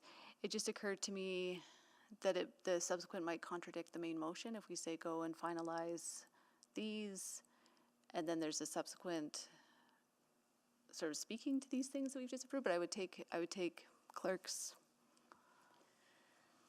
So I agree with what's been said so far. I think one of the things that we have to work through is whether or not any of these proposed things conflict with what you are approving. Because the motion you have on the floor is to approve the term sheets. If the additional content is contradictory to that, it has to be a direct amendment. So it may be helpful just to take a moment once you've asked the questions you need to get clarity, work through this and determine how this will proceed. Okay, and does administration, I guess administration's recommendation is what you presented to us today, correct? Correct. Okay. All right, thank you. Thank you very much, Councillor Principe. Mayor Sohi? Yeah, just to the mover, the first two parts, the community and non-profit organizations have access to event park at affordable rate, and the community and non-profit organization have access to their own food and catering services. Wouldn't that work better if, through a subsequent, not to amend, but there will be a committee of users and the city and the OEC that will work through more details about community access, and we can identify these as two kind of outstanding issues to be dealt with? Wouldn't that be the better process to tackle with those instead of putting that into the master agreement? Because there might be other things that may come up during conversation that are unresolved. Wouldn't that be a better way to tackle it? Yeah, I am very happy with the subsequent motion that sets out ideas, expectations for that committee and the principles that guide it. again, I think it's just ensuring that we don't sign agreements that preclude that from happening. Maybe to administration from my, what would you see the better way of proceeding on these two issues without adding something to the amendment that I have put forward to approve the master agreement today and deal with these issues once you have created that committee, and that committee will have discussions and have, may identify other issues to resolve as well. So I'll just go through maybe the motion. First two. So the first item around nonprofit organizations having access to event park at affordable rates, that's essentially built into the current form of the public benefit agreement, and that is where we're striving to take this, and then where we have that ongoing review. So that's in there. As we negotiate and finalize that agreement, we'll build out more of the structure associated with the committee. So you're gonna undertake that work? So I believe that one is going to be taken care of through the work that we're already doing. Okay. On the second one, I think this may have a conflict with some of events that will likely be occurring that OEG will be managing, and so this could be an issue, but there may be an opportunity that on a case-by-case basis, some of these events could have maybe their own food or catering provided. I would just caution around setting expectations that it must, because we're dealing with another party, and it's hard for us to speak on whether or not that's going to be acceptable. Because my concern is it's too much detail into an agreement that makes it very restrictive. Yeah, and doing a motion or subsequent motion that has committee potentially look at things, it could potentially work too, but it also comes with the risk that somehow that doesn't comply with what's been signed off, and so there need to be a review of that final agreement so that we can make sure that the direction we're getting is also in alignment with what's been agreed to by the parties. So without a motion, is there opportunity through that creation of the committee, once that committee is struck, these kind of issues can users bring forward? Like if a user or number of users are running into an issue where they can't bring in culturally appropriate food, that will be the vehicle to kind of sort them out, right? We would use that committee structure to work through any of those types of conversations, absolutely. We can't think of every scenario, but absolutely, that's the main mechanism and why there's that willingness to do this throughout the lease term. Yeah, because not every nonprofit or community organization want to bring their food, right? Correct. Okay, got it. Okay, thanks. Thank you, Mayor Sohi. Councillor Hamilton? Thank you. I'm just having a little procedural issue here. If this is to amend Part 2, the terms of Part 2, but this, does this not change the terms which other parties have already agreed to, and thus would kind of nullify their consent to the agreement? And I'm not saying they wouldn't agree or don't agree, but if you're talking about the motion on the floor and changing the terms, would this, this has the, and maybe because the bylaw has been broken out here, I don't know if someone can answer the procedural question here. I'm respectfully not sure if we're able to amend the terms and thus pass it. So I'm not going to speak on the parties. Yeah. But what's in front of you is a term sheet to approve, to essentially give the city manager the authority to go away and finalize and sign these ancillary agreements. Mm-hmm. You theoretically could amend those terms, but you've heard today all the concerns with what the challenges that would cause in terms of timing. So if any of these are changes to the term sheet in front of you, they would fall into that bucket. Yeah, I guess I'm not and therefore it would almost nullify the motion before us. Because if we go and change a bunch of terms the last minute, so I'm not sure how this is in order. I say to the chair and the body collectively. I'm like, and I understand what the councilor's trying to do. I'm just not. I think we were warned against this. The last two conversations, that changing terms at the last minute nullifies the agreement, and I see some nodding. Yeah, I think definitely the preference would be not to modify part 2 of the motion on the floor at all. So I would suggest that perhaps this is better served as a subsequent, because I'm not sure that it's in order. Thanks. Thank you, Councillor Hamilton. Councillor Stevenson, did you want to withdraw or wait and see what Councillor Paquette has to ask? Well, I just have a few questions of clarification, I guess. Okay, so we'll go to Councillor Paquette then. Yeah, hey, so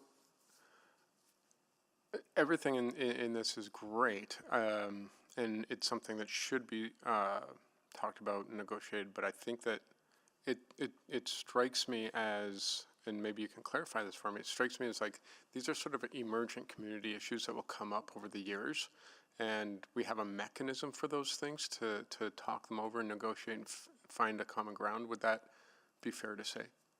I believe that's fair to say, yes. Okay, so to be prescriptive at this stage, having already hammered out an agreement and the risk that this has on the timeline, all of, to me it seems, and correct me if I'm wrong, but the items that are listed in this motion, which are, I think, important, are items that go into that city and OEG sort of negotiation stage after, like as we determine these things, because it's a never-ending conversation, essentially.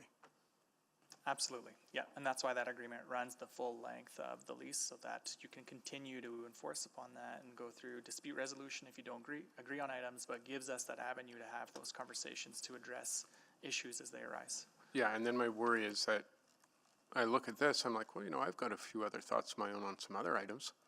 Should that all be like negotiated for in the next 6 months to 3 years? But then, of course, the deal runs out. We don't get anything. The province withdraws. Maybe we just follow the process that we've got. I don't. Yes, and that aligns with why we've recommended to approve what we have through this report. Yeah. Okay. Because I would absolutely support this as a subsequent of you know, something that we should be aware of and top of mind and negotiating after we finalize this part. Yeah, okay, thank you. Thank you, Councillor Paquette. And Councillor Stevenson. Yeah, thank you. So am I understanding from administration that providing this direction as a subsequent motion has the same force and effect as including it as an amendment in terms of your ability to negotiate these items? Yes, in Okay. short. Okay, well, that's great. I will withdraw it and move it as a subsequent. Okay, thank you, Councillor Stevenson. So back to the original motion. Anyone to speak to that or any other questions?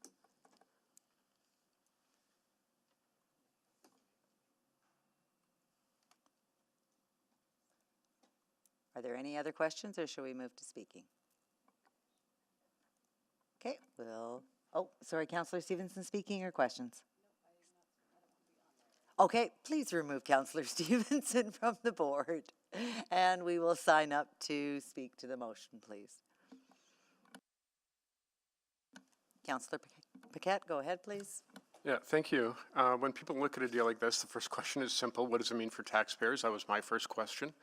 And I think the answer very clearly is that administration did a remarkable job, and I think everyone at the table really, from what I've read in this agreement, I've read it a few times. Everyone negotiated well, and I would venture to say, and no offense to OEG, but I think Edmonton is kind of coming out ahead on this one. The city's contribution is capped. The province is putting in $183 million in the overall deal, and OEG is responsible for every overrun, every operating cost, every utility bill, and 2/3 of the renewal costs. If they default, the city keeps the building debt-free. And they still owe the lease payments. I mean, this is, I don't know where you get a better deal than that. I've never seen a better deal than that, frankly. And that's a very different model than the arena deal. Rogers Place has delivered benefits, we know that. It's brought people downtown, created jobs, and put Edmonton on the map for major events. But that deal left more of the risk with the public, admittedly. This agreement keeps the benefits while fixing those shaky parts. There are direct community benefits. 1/3 of the event park's time is locked in for community and nonprofit groups at below market rates. And that's not a promise, it's enforceable. This also drives housing and growth, up to 2,500 new homes over time, plus commercial space in the village at Ice District, and public dollars only flow after the private investment is real. No foundations, no reimbursement. That means thousands of new residents and new businesses supporting downtown every day. And to be clear, this does not raise property taxes. The city's share comes from the CRL, which is funded by new growth downtown, not from raising the mill rate on homeowners. Over time, a bigger tax base actually helps keep rates more stable across the city. On top of that, this package moves other city priorities forward. The Coliseum comes down, fully funded by the province, and our $35 million is freed up for potentially exhibition lands or anything else we deem important. We get a new public park, upgraded streetscapes, and safer, greener, better lit sidewalks, the kind of things that make downtown feel welcoming and alive. And here's what makes this deal even stronger. Just wait, there's more. The provincial funding is directly interlinked. The province has made it clear. Their $183 million contribution is conditional on Edmonton doing its part and moving this package forward. And when we do move that package forward, that is obligating all of that other work. If we walk away, that money doesn't simply wait for us. It disappears into other provincial priorities. By advancing this agreement, we not only protect the taxpayers, we lock in one of the largest provincial commitments to Edmonton's downtown in years. Yes, there are always risks.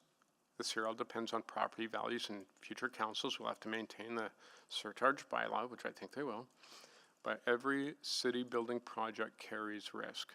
The difference is this time the risks are capped, managed, and I don't want to get folks at OEG in trouble, but I mean, it's carried by OEG. Maybe your boss, I hope your boss don't pay too much attention to that. But it's not by Edmonton taxpayers. That's why this deal matters. It protects the public. It builds housing. It creates community space. And it finally brings provincial money back into Edmonton's downtown where it's needed. This is a smart deal. And our administration has just absolutely done a phenomenal job. I didn't read this twice because I didn't understand it. I read it twice because I wanted to. Because I was so impressed. So this is a great deal. It deserves support. Thank you. Thank you, Councillor Paquette. Councillor Knack. Thanks, Councillor Wright. That's why I love municipal politics. Two very different ways of looking at things, and that's part of it, right? And for me, I think the challenge I have, and again, to be clear, this is any concern I have is not related to the work that administration did or OEG or anyone else. I think I'm worried about how this process started in the first place. I still think we did not have a genuine opportunity to talk about the needs that we have in the downtown with the provincial government and how that provincial funding, the first phase, because I expect that this will pass and then we do need phase 2, but how that money should have been used to maximize the benefit for the city and how we can ensure that we are addressing all of the various things that I think we've been hearing about over the years. Even for this, I'm struggling with this process and this meeting, and I appreciate that there was a September 1st deadline set that really doesn't appear to be based off anything other than we just picked a date on a calendar. I think it would have been more responsible for this to be released. Whether it comes to committee or the next council meeting, there could have been at least one more check-in with more time to not just have us review it, but to have Edmontonians review it. Because I mean, when you think about it, it came out Thursday afternoon-ish, I believe. chances are, if you're the average Edmontonian looking to stay on top of this, you probably didn't spend the weekend reading this, and that's fine, and I completely appreciate and understand that. And it's because of that that I worry that this didn't receive the due diligence that it should for the level of investment that we're talking about. I think about the conversation around, when I heard in the introduction, does this meaningfully advance all three areas? And I do think there's clearly a meaningful advancement in an event park. Obviously, the ship sailed on as to whether or not that's a top priority for our downtown right now, and I know that's not what we're debating, but I think that's an important question that still wasn't answered. I think the housing piece I still greatly struggle with. I do appreciate we had some conversation in camera that had some additional information that I think was quite valuable, and we can't share all the details, but I think it's safe to say that potentially, at least with the 354 units, there's a little bit more of a mechanism than what was initially discussed right at the beginning of the day, so I do think it's worth saying that out loud. But nevertheless, I don't think that moves us in the meaningful way that I would have hoped when we started this conversation previously about how we get the 2,500 units. I'm concerned about whether this meaningfully addresses affordable housing and attainable housing based off the way the agreement's written right now and the need to fulfill that, based off what we've heard as from folks about what's needed in the city. I think there were some really good questions today about how to continue to refine what would have been in the community benefit piece. And yet, this goes back to the process. I heard over and over again, essentially, we shouldn't bother making amendments because there's no time left to negotiate anything. And I'm not sure that's the best governance that I would like to see. We've gone through some pretty tense conversations over the last many, many years where deadlines were set, and based off the conversations we had, we did move them. An example I used earlier today in a separate conversation was my first term during EPCOR. The transfer of the drainage system to EPCOR. That was a process that we were supposed to move right away. And I think much to the chagrin of a number of my colleagues, I did not look to get it moved that quickly. Asked to send it back and take more time, get more information, get more certainty, get more clarity, get more in the agreement. We actually did that 3 different times when we had that discussion. And again, I know not everyone was happy with that, but I think that was good governance on something that was a pretty substantial change. So I don't think there's enough in here to justify moving ahead today. I don't think we've done enough to alleviate our risk today. I think this is, to me, I always hear, and I think it's always don't let perfect be the enemy of good. I'm not sure that what we have before us here today is at the level of good enough yet. Not expecting perfect, but I would have liked to have seen more, particularly on the housing side. So I won't be supporting it. Thank you, Councillor Knack. Councillor Jans? Yeah, much of the same. I think the administration have done a really good job of negotiating and putting together a deal, looking at a bunch of different considerations, but at the end of the day, a negotiation implies that you can walk away from the table. And when you're told that it's a take it or leave it deal, that the province is saying you can have, it's the Henry Ford quote, you can have whatever Model T you want so long as it's black, right? Like this is where you can have whatever deal you want as long as it's acceptable to one business. That's not a negotiation. In anything we do, whether we're buying buses or train cars or anything else, we have a procurement process where we get multiple quotes. We have not got multiple quotes. I'm hearing that OEG could give us 354 units of housing. How many could, for the same amount of money, how many could Westridge give us? How many could Qualco give us? How many could Brookfield give us? How many could Home Ed give us? We have not had a fair process for taxpayers, for Albertans, where we would allow multiple companies to bid here. This is a sole source agreement at the direction of the Premier and the direction of the government. So we can't say, no matter what we're quibbling over in the negotiation or the details here, we can't say that this is this is a good deal or a good agreement because you may pick different menu items, but you are being forced to order at this one restaurant. And that's not okay.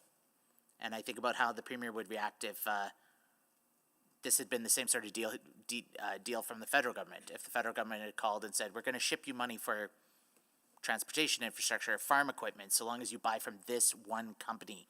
Take it or leave it, it's a sole source deal. The Premier would be apoplectic. So why should Edmontonians accept the same treatment from her? I would urge my colleagues to send it back. We could have a provincial election imminently. There's already rumors of in the next 6 months, a new provincial election. And the Premier's going to have to show something for it. The Premier's going to have to show Edmonton didn't get their South Edmonton Hospital. Edmonton has not got our fair share of addictions and mental health supports. We have not got the promised improvements to safety, to affordability. When I look through the priorities that we looked at in our 4-year budget, an event park downtown was not one of them. This is not our idea. This is one business provider's idea. And to continue going back and forth on this is a mistake. We are, by signing off on this now, we are handcuffing the next council that about an eighth of the debt room there, an eighth of it is going towards this project. That's money that will not be available to spend in the debt room for the $30 million in urgent needs for community leagues, $100 million required for community leagues by 2025. Bridges, buildings, the Raleigh Miles Rec Center, North LRT, neighborhood renewals, road repairs, bus rapid transit. There's so many other critical priorities to Edmontonians that we've heard loud and clear about. And by again voting for this now, we're strapping in to, I don't believe, what truly is the priorities of Edmontonians. So the province really needs to show that they've given Edmonton something. I think we've gone along too far through this path. I think we should send it back. Tell the province, no, these are our urgent priorities. These are the most important priorities for Edmontonians. And if the province wants to sole source their own agreements, they can go ahead and do so. But this is not it. This is not it. We have so many critical infrastructure needs, and it's just rushed. It's too close to the election. This should be decided after the election. This should not be pushed forward right now for an arbitrary deadline that makes no sense. I'll pack up and I'll go as soon as this is done. Councillor Rutherford, your mic is on. I've lost my train of thought, but please send this back. Thank you, Councillor Jans. Councillor Hamilton, can you take the chair so I can speak? Oh, my goodness. Well, we'll break then. And we will be back at 3:45.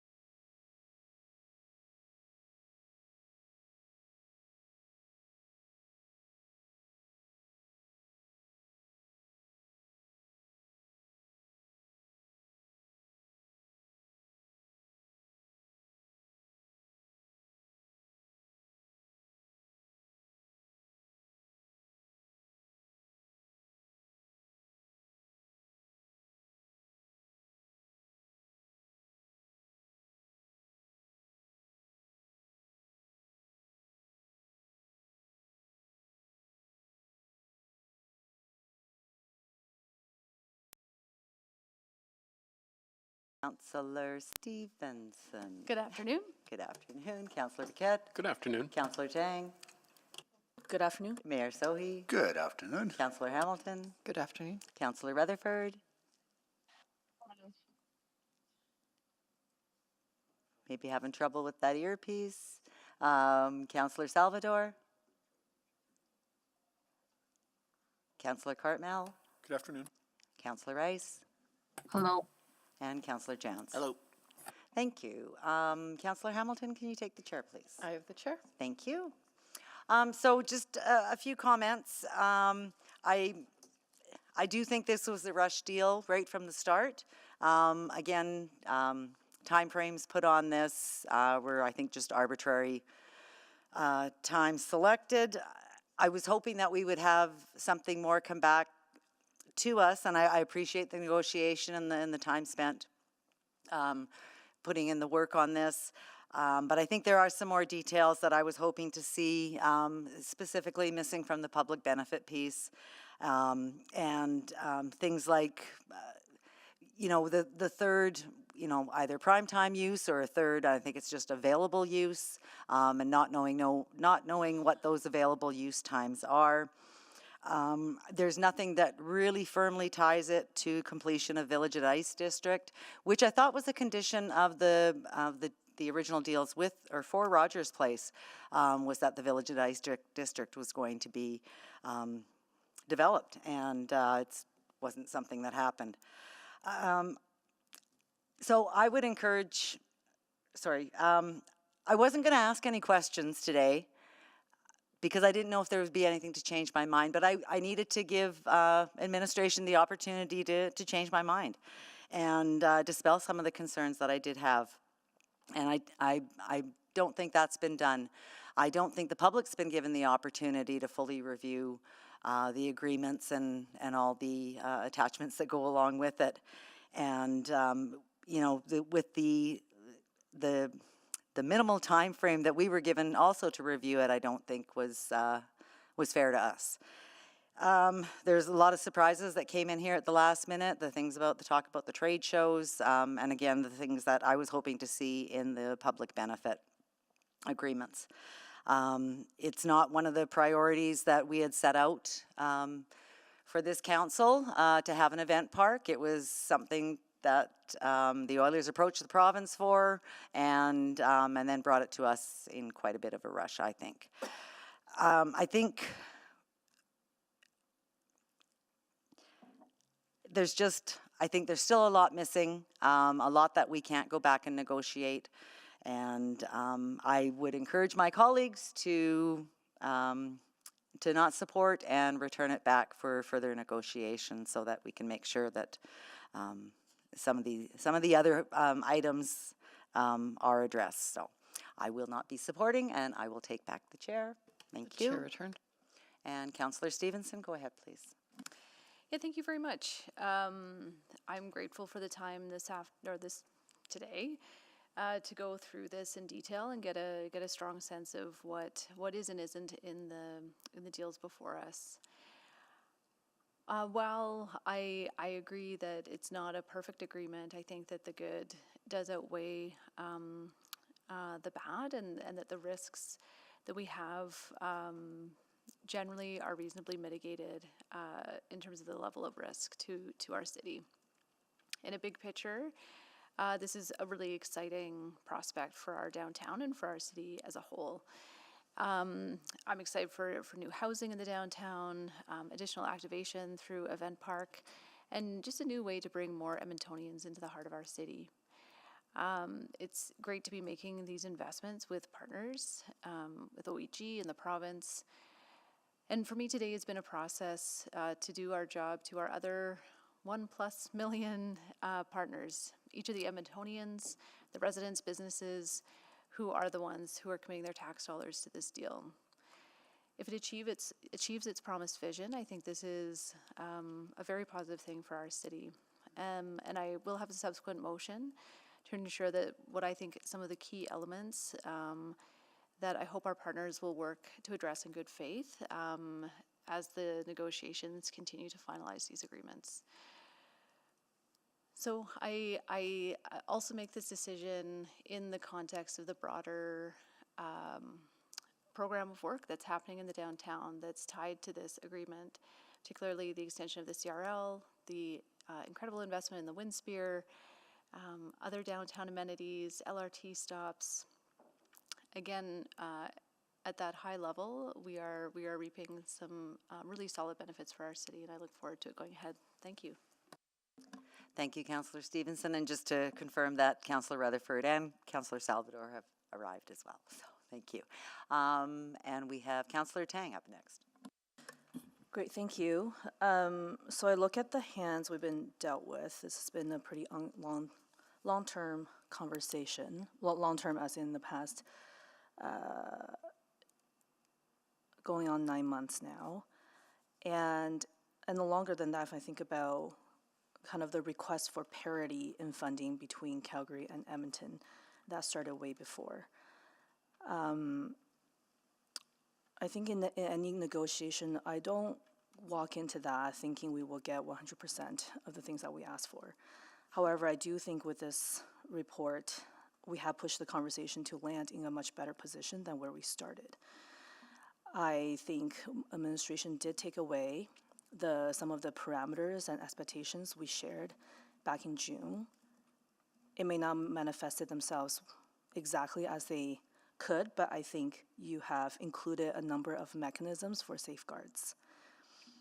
I also think about this is bigger than just, these sites around Rogers Place and the Coliseum.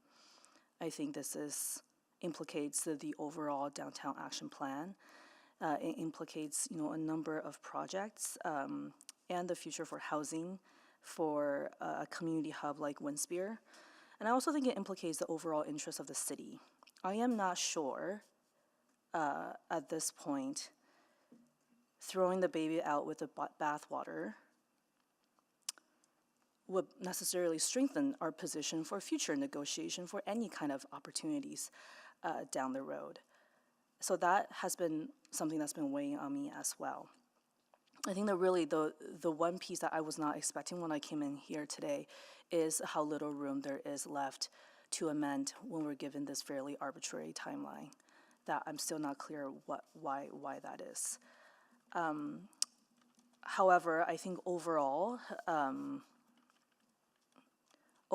I think this is an important deal. I also think that, with the subsequent, I think with the ongoing ancillary agreement, there is still room for further conversations. Again, it's going to be a little bit give and take, but I don't see this ending today either. So I will be supporting this, and thank you for all the work to administration and to the partners at the table. Thank you. Thank you, Councillor Tang. Councillor Salvador. Yeah, thank you. Just want to begin by thanking the team in front of us and city staff who've been navigating and negotiating this deal. I appreciate all the work that's brought us to this point. Also appreciate that we've gotten to a place where we can speak about this publicly, which has been really important to me throughout this process. I know in previous conversations, I've made it clear that there were a few things that I would be looking for to go into the master agreement, and a few of those things, so surety around how many homes would be built and the expectations for that initial build out for Village at Ice. So looking for clarity on the lease, ticket surcharge and community benefit for Event Park, and further information on just the linked overall components of the deal, specifically the Coliseum demolition and funding for exhibition lands, because all of those details and specifics really matter. So I was pleased to see that included in the package in front of us today. And while I wished we were having a broader conversation about all the other priorities that we have been advocating for and asking for and really pushing for as a city, those are not on the table right now. And as has been said many times, this really is a take or leave it situation, and we have to respond to the situation that's in front of us. As my colleagues have shared, we must be examining and interrogating this deal to ensure that we're getting the best possible outcomes for taxpayers. And given the real constraints and limitations that have been placed on us, I think we've arrived at a reasonable place. I appreciate the risk mitigation that administration has baked into this deal, And while I still don't see Event Park as a priority, I do think that there are elements that are positive and beneficial that on the whole will provide value for our city, including delivering housing downtown, advancing other CRL projects like safer LRT stations, the Wind Spear, and of course securing funding for the demolition of the Coliseum and further investment into the transformation of exhibition lands. Those are absolutely worthwhile investments, and since this is the opportunity before us, and we can't piece those apart, I will be supporting the deal today. When I think about delivering housing in our core, we know that's critical for revitalization. I'm comfortable with the measures put in place to hold OEG accountable to constructing those units, both through the reimbursement mechanism and the fact that if they do not deliver on the housing clause, they don't fulfill the expectations of the master agreement and would be in default in that situation. I'm pleased to see the $55 million contribution towards exhibition lands. Again, this continues to be a large and underutilized site in our city that is full of potential. And that's why I was really pleased that Council baked in funding the $35 million into our 4-year budget for the demolition of Coliseum, and we now have the opportunity to leverage that into so much more, including consideration of accelerated site preparation for more homes to be built at exhibition lands, or other important priorities like the replacement of Coliseum Station, which is where I'd like to see our efforts focused. I know I mentioned it earlier, but it's one of the most poorly designed stations in the city, and it has the highest number of safety and security incidents. And this is an opportunity to explore how we can really accelerate growth and activate hundreds of acres for transit-oriented housing, which of course would help stimulate economic development in the surrounding communities, as well as the business district that this area is located in. So coming back to the decision in front of us, for me, it really is a business decision. We can't lose sight of that. I've reflected heavily on the finances of the deal, and my decision is about ensuring that this is, again, in the best interest of taxpayers. So on balance, is this a perfect deal? No. But are we going to be better off? I believe we are, and pragmatically, that's what matters to me, is that we're going to be better off for taking this deal rather than turning it down at this point. So I really appreciate the discussion today. Thank you so much. Thank you, Councillor Salvador and Councillor Hamilton. Thank you. I'll be brief. I don't think there's a perfect deal out there, and I don't think there is a deal without risk. But this is a relationship with between two partners, arguably a third partner, that's had great success to date. And I think going forward, if this next part is to be successful, it's about having faith in the people that we're doing business with. There's a million, we've been going through the master agreement today, it's public. In any relationship, you can always find a clause that gets you out of it. You can always find something to turn a good relationship sour and make it vexatious. And the courts are full of these kinds of cases. I think that what will make this good for the city going forward and good for our partners is a near constant reminder that we all want the same things. And we're going about it slightly differently, but we all want the same things.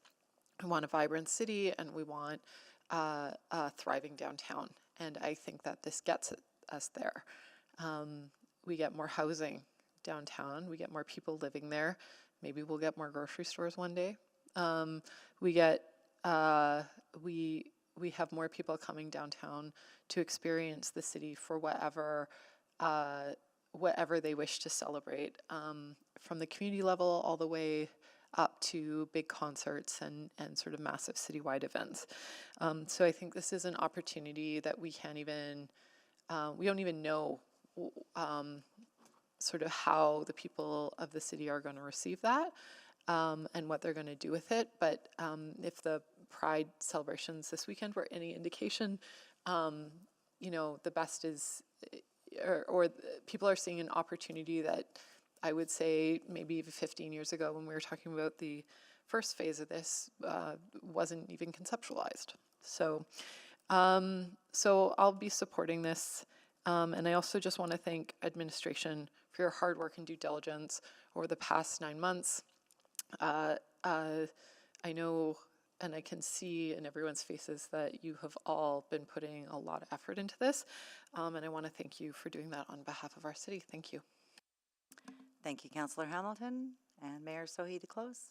Yeah, thank you so much. I think today we have the opportunity to pass this collaboratively negotiated reasonable agreement that will bring close to $400 million in housing, retail, entertainment, and vitality to downtown Edmonton without increasing municipal taxes. And by partnering with provincial government and Oilers Entertainment Group, we are getting the most out of city's contributions. This agreement will more than triple every municipal dollar invested in our downtown and also unlocking investment in around the Coliseum. It will also increase the investment potential in our downtown and Northlands sites for decades to come. Edmonton downtown need more housing. Edmonton has become the most affordable city when it comes to housing. We are leading the country in increased housing starts, and we are the most development-friendly city in Canada. And we have built more affordable housing in the last 4 years than in the previous year. But Edmonton downtown needs more people living in downtown, and this is an opportunity where we can build on the potential of another 11 projects that are underway in the downtown to add another 2,500 units, which potentially could double altogether the population in the downtown, which is key to the revitalization of our downtown. Downtown also needs more people to just come for activities, for festivals. And we saw that on the weekend. We saw that during Kerry West. We saw that during Folk Fest, during Taste of Edmonton, and many other festivals that happen downtown. I think I'm just looking at some numbers here. I think we are on track to welcome 3 million people to the core to attend those festivals, exhibitions, events, and live performances, and the building of the event park will add to that, bringing more people, which are key. And third component is the demolition of the Coliseum. That building should have been demolished in 2017 when the new arena opened, and would have cost only $10 million at that time. But decisions were postponed, and all that dithering that happened, now it's going to cost us $55 million, right? I think that's what happens when decisions are not made on a timely fashion, right? And that demolition will open up refurbishment of the LRT and the potential for more housing on that underutilized area where amenities, services, and services already exist.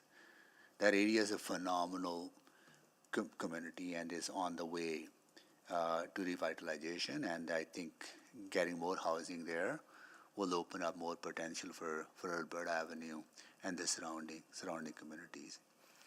I also want to thank the province. There are not many opportunities that came our way to work with the province. This was one of those opportunities that I felt that we need to take head on. Yes, it's not perfect, $330 million, and we're going to be, hopefully future council will take on that work to get to that parity, and we have a motion that Councillor Knack made at the last council meeting to get to the second stage of the funding. But having $189 million invested in your city is not a small amount of money. And I think we need to thank our provincial partners in working with us on that. There has been other opportunities to work with the province too, but this is a significant opportunity that will build the kind of goodwill that Councillor Hamilton is referring to, right? I think this is a win for our downtown. This is a win for our city, and so let's get going on this. Yeah, and I also want to thank our administration for your hard work. This was not easy negotiations, but I think we got to a very reasonable. And also want to thank OEG for their collaboration on this. Yeah, thank you. Thank you, Mayor Sohi. Please vote.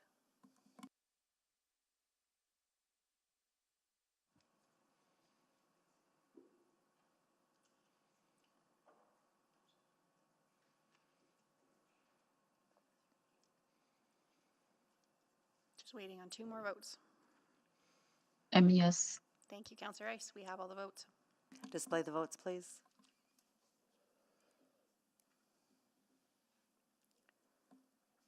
And that is carried. I will return the chair to Mayor Sohi. Okay, thank you. We have few subsequents, and then we will come back to the boring bylaws. All right, which one is the first one? So Mayor Sohi, I might suggest the master agreement included an exemption, or the approval of the exemption to the climate resilience policy. If we could just clean that up right now with a motion to formally exempt this project from that policy. Okay, who would like to move that? Okay, So moved. thank you. Need a seconder? Second. Okay. All right, we have a subsequent on the floor. Any questions on it? I have one. Okay, go ahead, please. Just to, again, if administration could clarify why this is necessary. This was included within the original MOU, and it was something that we just didn't incorporate within the master agreement and should have been in there. Sorry, what I'm trying to say is we want to just confirm that this is something that continues on from the MOU and is part of this agreement. So, sorry, we have a policy that requires new builds or all builds, or? It wasn't financially feasible for this particular project, and it was part of in the negotiations that we originally had with the province. This policy was not something that the parties could achieve. Could you remind me what the policy is? Is it all new builds or just existing buildings, or? So I would look to Craig, but I think it is all new civic infrastructure. And because the city ultimately will own this? That's correct. And did the province mandate that an exemption must be provided, or was this asked for by the business partner?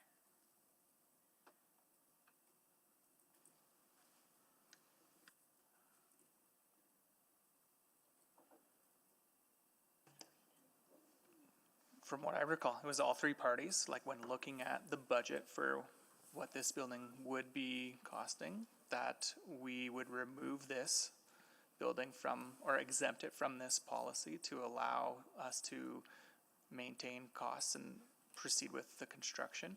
What we're doing now is just reaffirming that is understood by council. We are exempting the building from that policy. And did we even do a preliminary assessment on the lifetime utility costs or the cost benefit, or like we're being asked to exempt it, and I understand that was asked, but. So just, once again, it was something that was within the memorandum of understanding that all 3 parties agreed to. We did some work on the potential cost of the policy and determined that it likely wasn't feasible to come to an arrangement with that policy restriction. Thank you. Thank you. Can you correct the seconder, clerk? It was Councillor Cartmel who seconded it. Yeah, we can. Okay, thank you. No problem. Councillor Stevenson? Just for another subsequent, thank you. Okay, Councillor Wright? Yes, I'm just wondering, so climate resilience does not sort of come into the superior standard of design?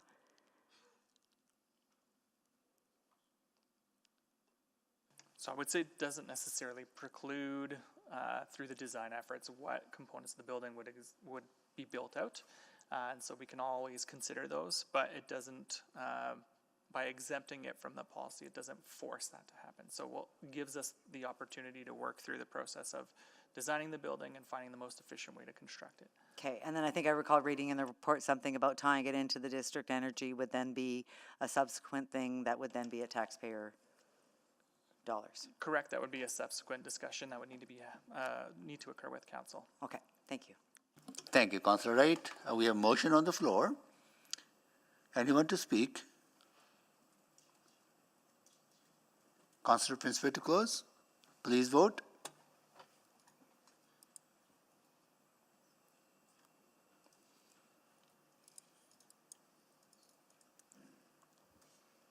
We have all the votes. Display the votes, please. That is carried. And next one is Councillor Stevenson. Go ahead, please. Yeah, thank you very much. I wanted to move that administration in completing the final agreements as outlined as attachment 2 to 8. I probably have to specify the report. Negotiate inclusion of the following provisions: that community and nonprofit organizations have access to event park at affordable rates, that community and nonprofit organizations have access to their own food and catering services if desired, and that conference, convention, and trade show activities at event park are ancillary to other uses, and that administration report back to council by memo prior to entering the final agreements. Can we see that on the screen, please? We are putting it up for you right now. Thank you. And need a seconder? Second. Councillor Knack, thank you.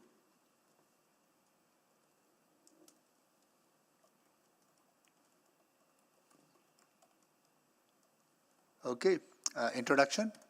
Yeah, very briefly, again, huge thank you to our negotiating team for getting us to this point. Again, I think we've got some really great elements.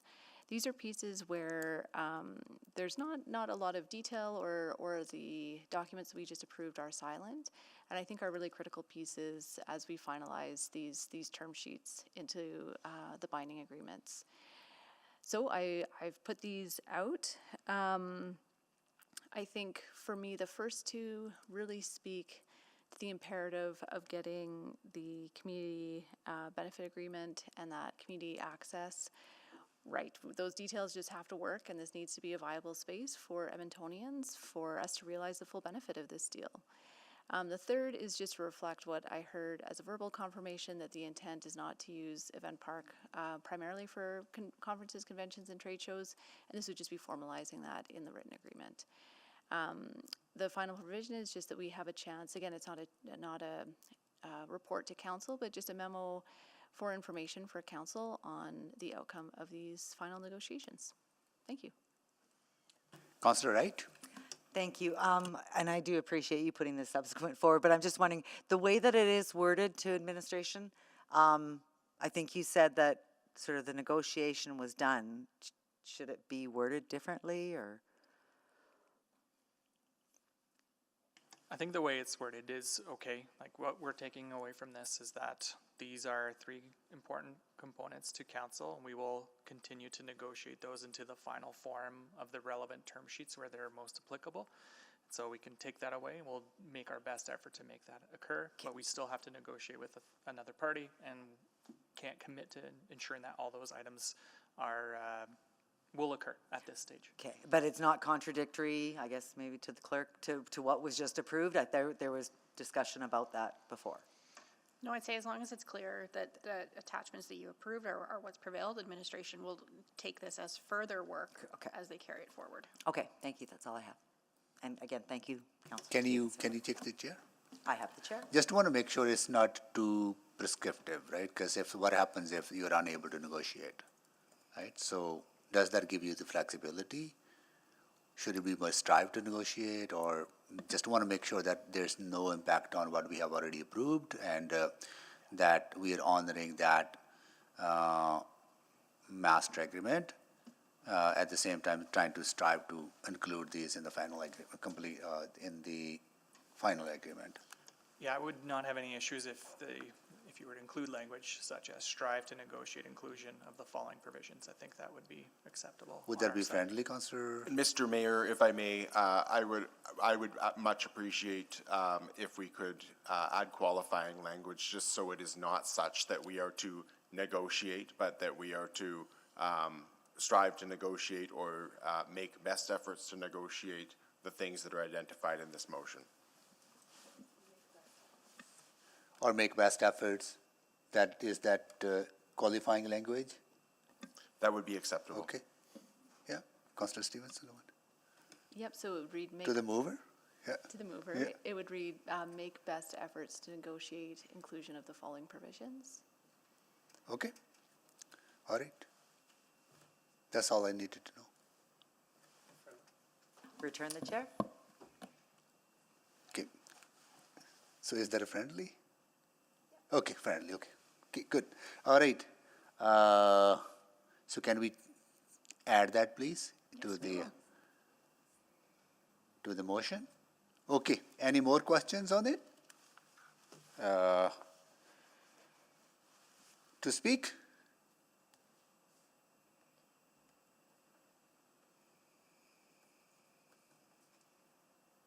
Councillor Stevenson, to close?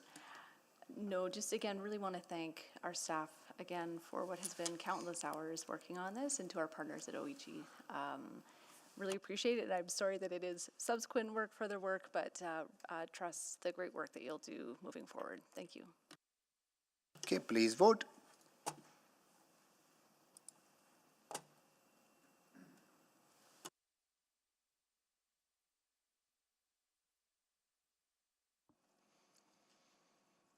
We have all the votes. Display the votes, please. That is carried. Is there another one? One more? Councillor Salvador, go ahead, please. Yep, I'll move that administration, as part of the Exhibition Lands Update Report, include how the Coliseum Station replacement may be prioritized among other site enhancements as the city considers how to allocate funding in alignment with the grant funding agreement. Due date Q1 2026. Thank you. Councillor Paquette, do you want to second that, or Councillor Principe? Second. Thank you. Please, okay, make the introduction, please. Great. So I've mentioned this a few times throughout the conversation today, but of course, Coliseum Station needs to be replaced. It's a really critical step to unlock land at Exhibition Lands and is included in the overall Exhibition Lands planning framework already. And it's not just about Exhibition Lands itself. This is a really critical upgrade for the surrounding neighborhoods, Parkdale, Alberta Avenue, Eastwood, Elmwood Park, Montrose, Highlands. All these communities in North Central District will benefit, especially transit riders who connect to this station by bus. Again, the station does not feel safe and could greatly benefit from the improvements like those at Stadium Station. And yeah, so not only is it not a great design, but it was designed to service the Coliseum, which is no longer relevant. And while the $35 million allocation is undecided at this time, we know that it must remain on site. The natural fit for me would be to advance the station replacement, but this motion allows us to consider how we prioritize that alongside other potential site improvements. That's all. Thank you. Any questions, colleagues? Councillor Principe? No, sorry, Principe, you have Councillor Principe? No? Okay. Councillor Paquette, do you have questions? Okay. I thought you were looking at Councillor Principe. I thought you had both had questions. So, okay, got it. Okay. All right. Okay, no questions. Anyone to speak? Councillor Salvador to close? Please vote.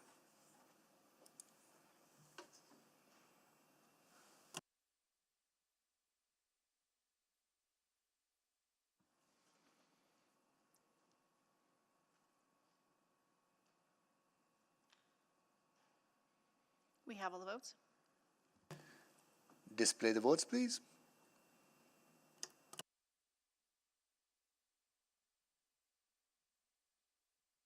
That is carried. That's it for subsequents. I believe so. Now we are on to 6.1, Bylaw 21286 to authorize the City of Edmonton to acquire, undertake, construct. Councillor Wright, I'll give you the chair then. I will take the chair. Okay, I will move that bylaw 21286 to authorize the city of Edmonton to acquire, undertake, construct, and finance integrated infrastructure services project, public event park, Second. for first reading. Oh, can we?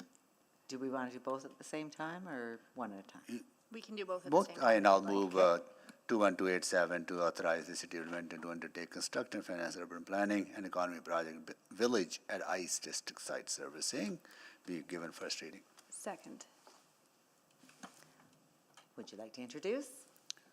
Well, they're tied to master agreement, right? Any questions? Pretty self-explanatory that we need to borrow money to get those going, and I think maybe I will introduce to make sure it's clarity out there that these borrowing bylaws will, whatever borrowing city does will be done when the construction starts and at a scheduled construction stages, and the borrowing cost will be paid through the CRL revenues. This would not require any tax-supported, tax levy-supported support, so there would not lead to any tax increases. Yeah. Okay, thank you very much. Anybody with questions? Anyone to speak? I see Councillor Paquette moving to his mouse. Is that just a vote? Okay, and please vote.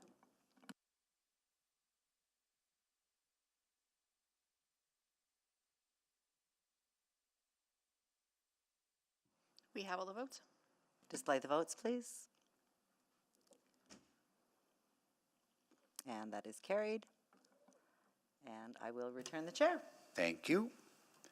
Are there any, there's no private reports, no motions pending. Are there any notices, motions, or motions without customary notice? Yes, Mr. Mayor, I have one. Go ahead. Okay, thank you. At the next available opportunity, I'll move that administration prepare and return as part of the 2025 fall supplemental operating budget adjustment, an unfunded service package for the creation of a dedicated traffic safety team within Community Standards Branch, including but not limited to expanded enforcement capacity for school zones, speeding, and vehicle noise violations under the Traffic Safety Act and relevant bylaws. Engagement with the Edmonton Police Service to complete a logistic analysis of roles, responsibilities, and opportunities for coordination, and a recommended staffing model and resource requirements without presupposing a fixed number of officers for council's review and direction. Thank you so much. Councillor Paquette confirming that's coming to the next regular council meeting? Next council meeting. And also, Nancy, can you confirm when would the second and final reading of the bylaw is going to come to for approval? I can. For the last two? The earliest date it could come is September 19th. Is that when administration is planning to bring that to that council meeting, or? Well, up to administration. Yeah, we'll be ready to bring it then. Okay, great. Thank you. Councillor Stevenson, you have one? Yes, thank you. At the September 17th, 18th City Council meeting, I'll be making the following motion. That administration provide a report to Executive Committee with background and outlining the tax forgiveness options for the Ethiopian Community Association in Edmonton, account 3379708 for the 2023 and 2024 taxation years. Okay, thank you. Any other notice of motions or motions without customary notice? No, we are adjourned at 4:23.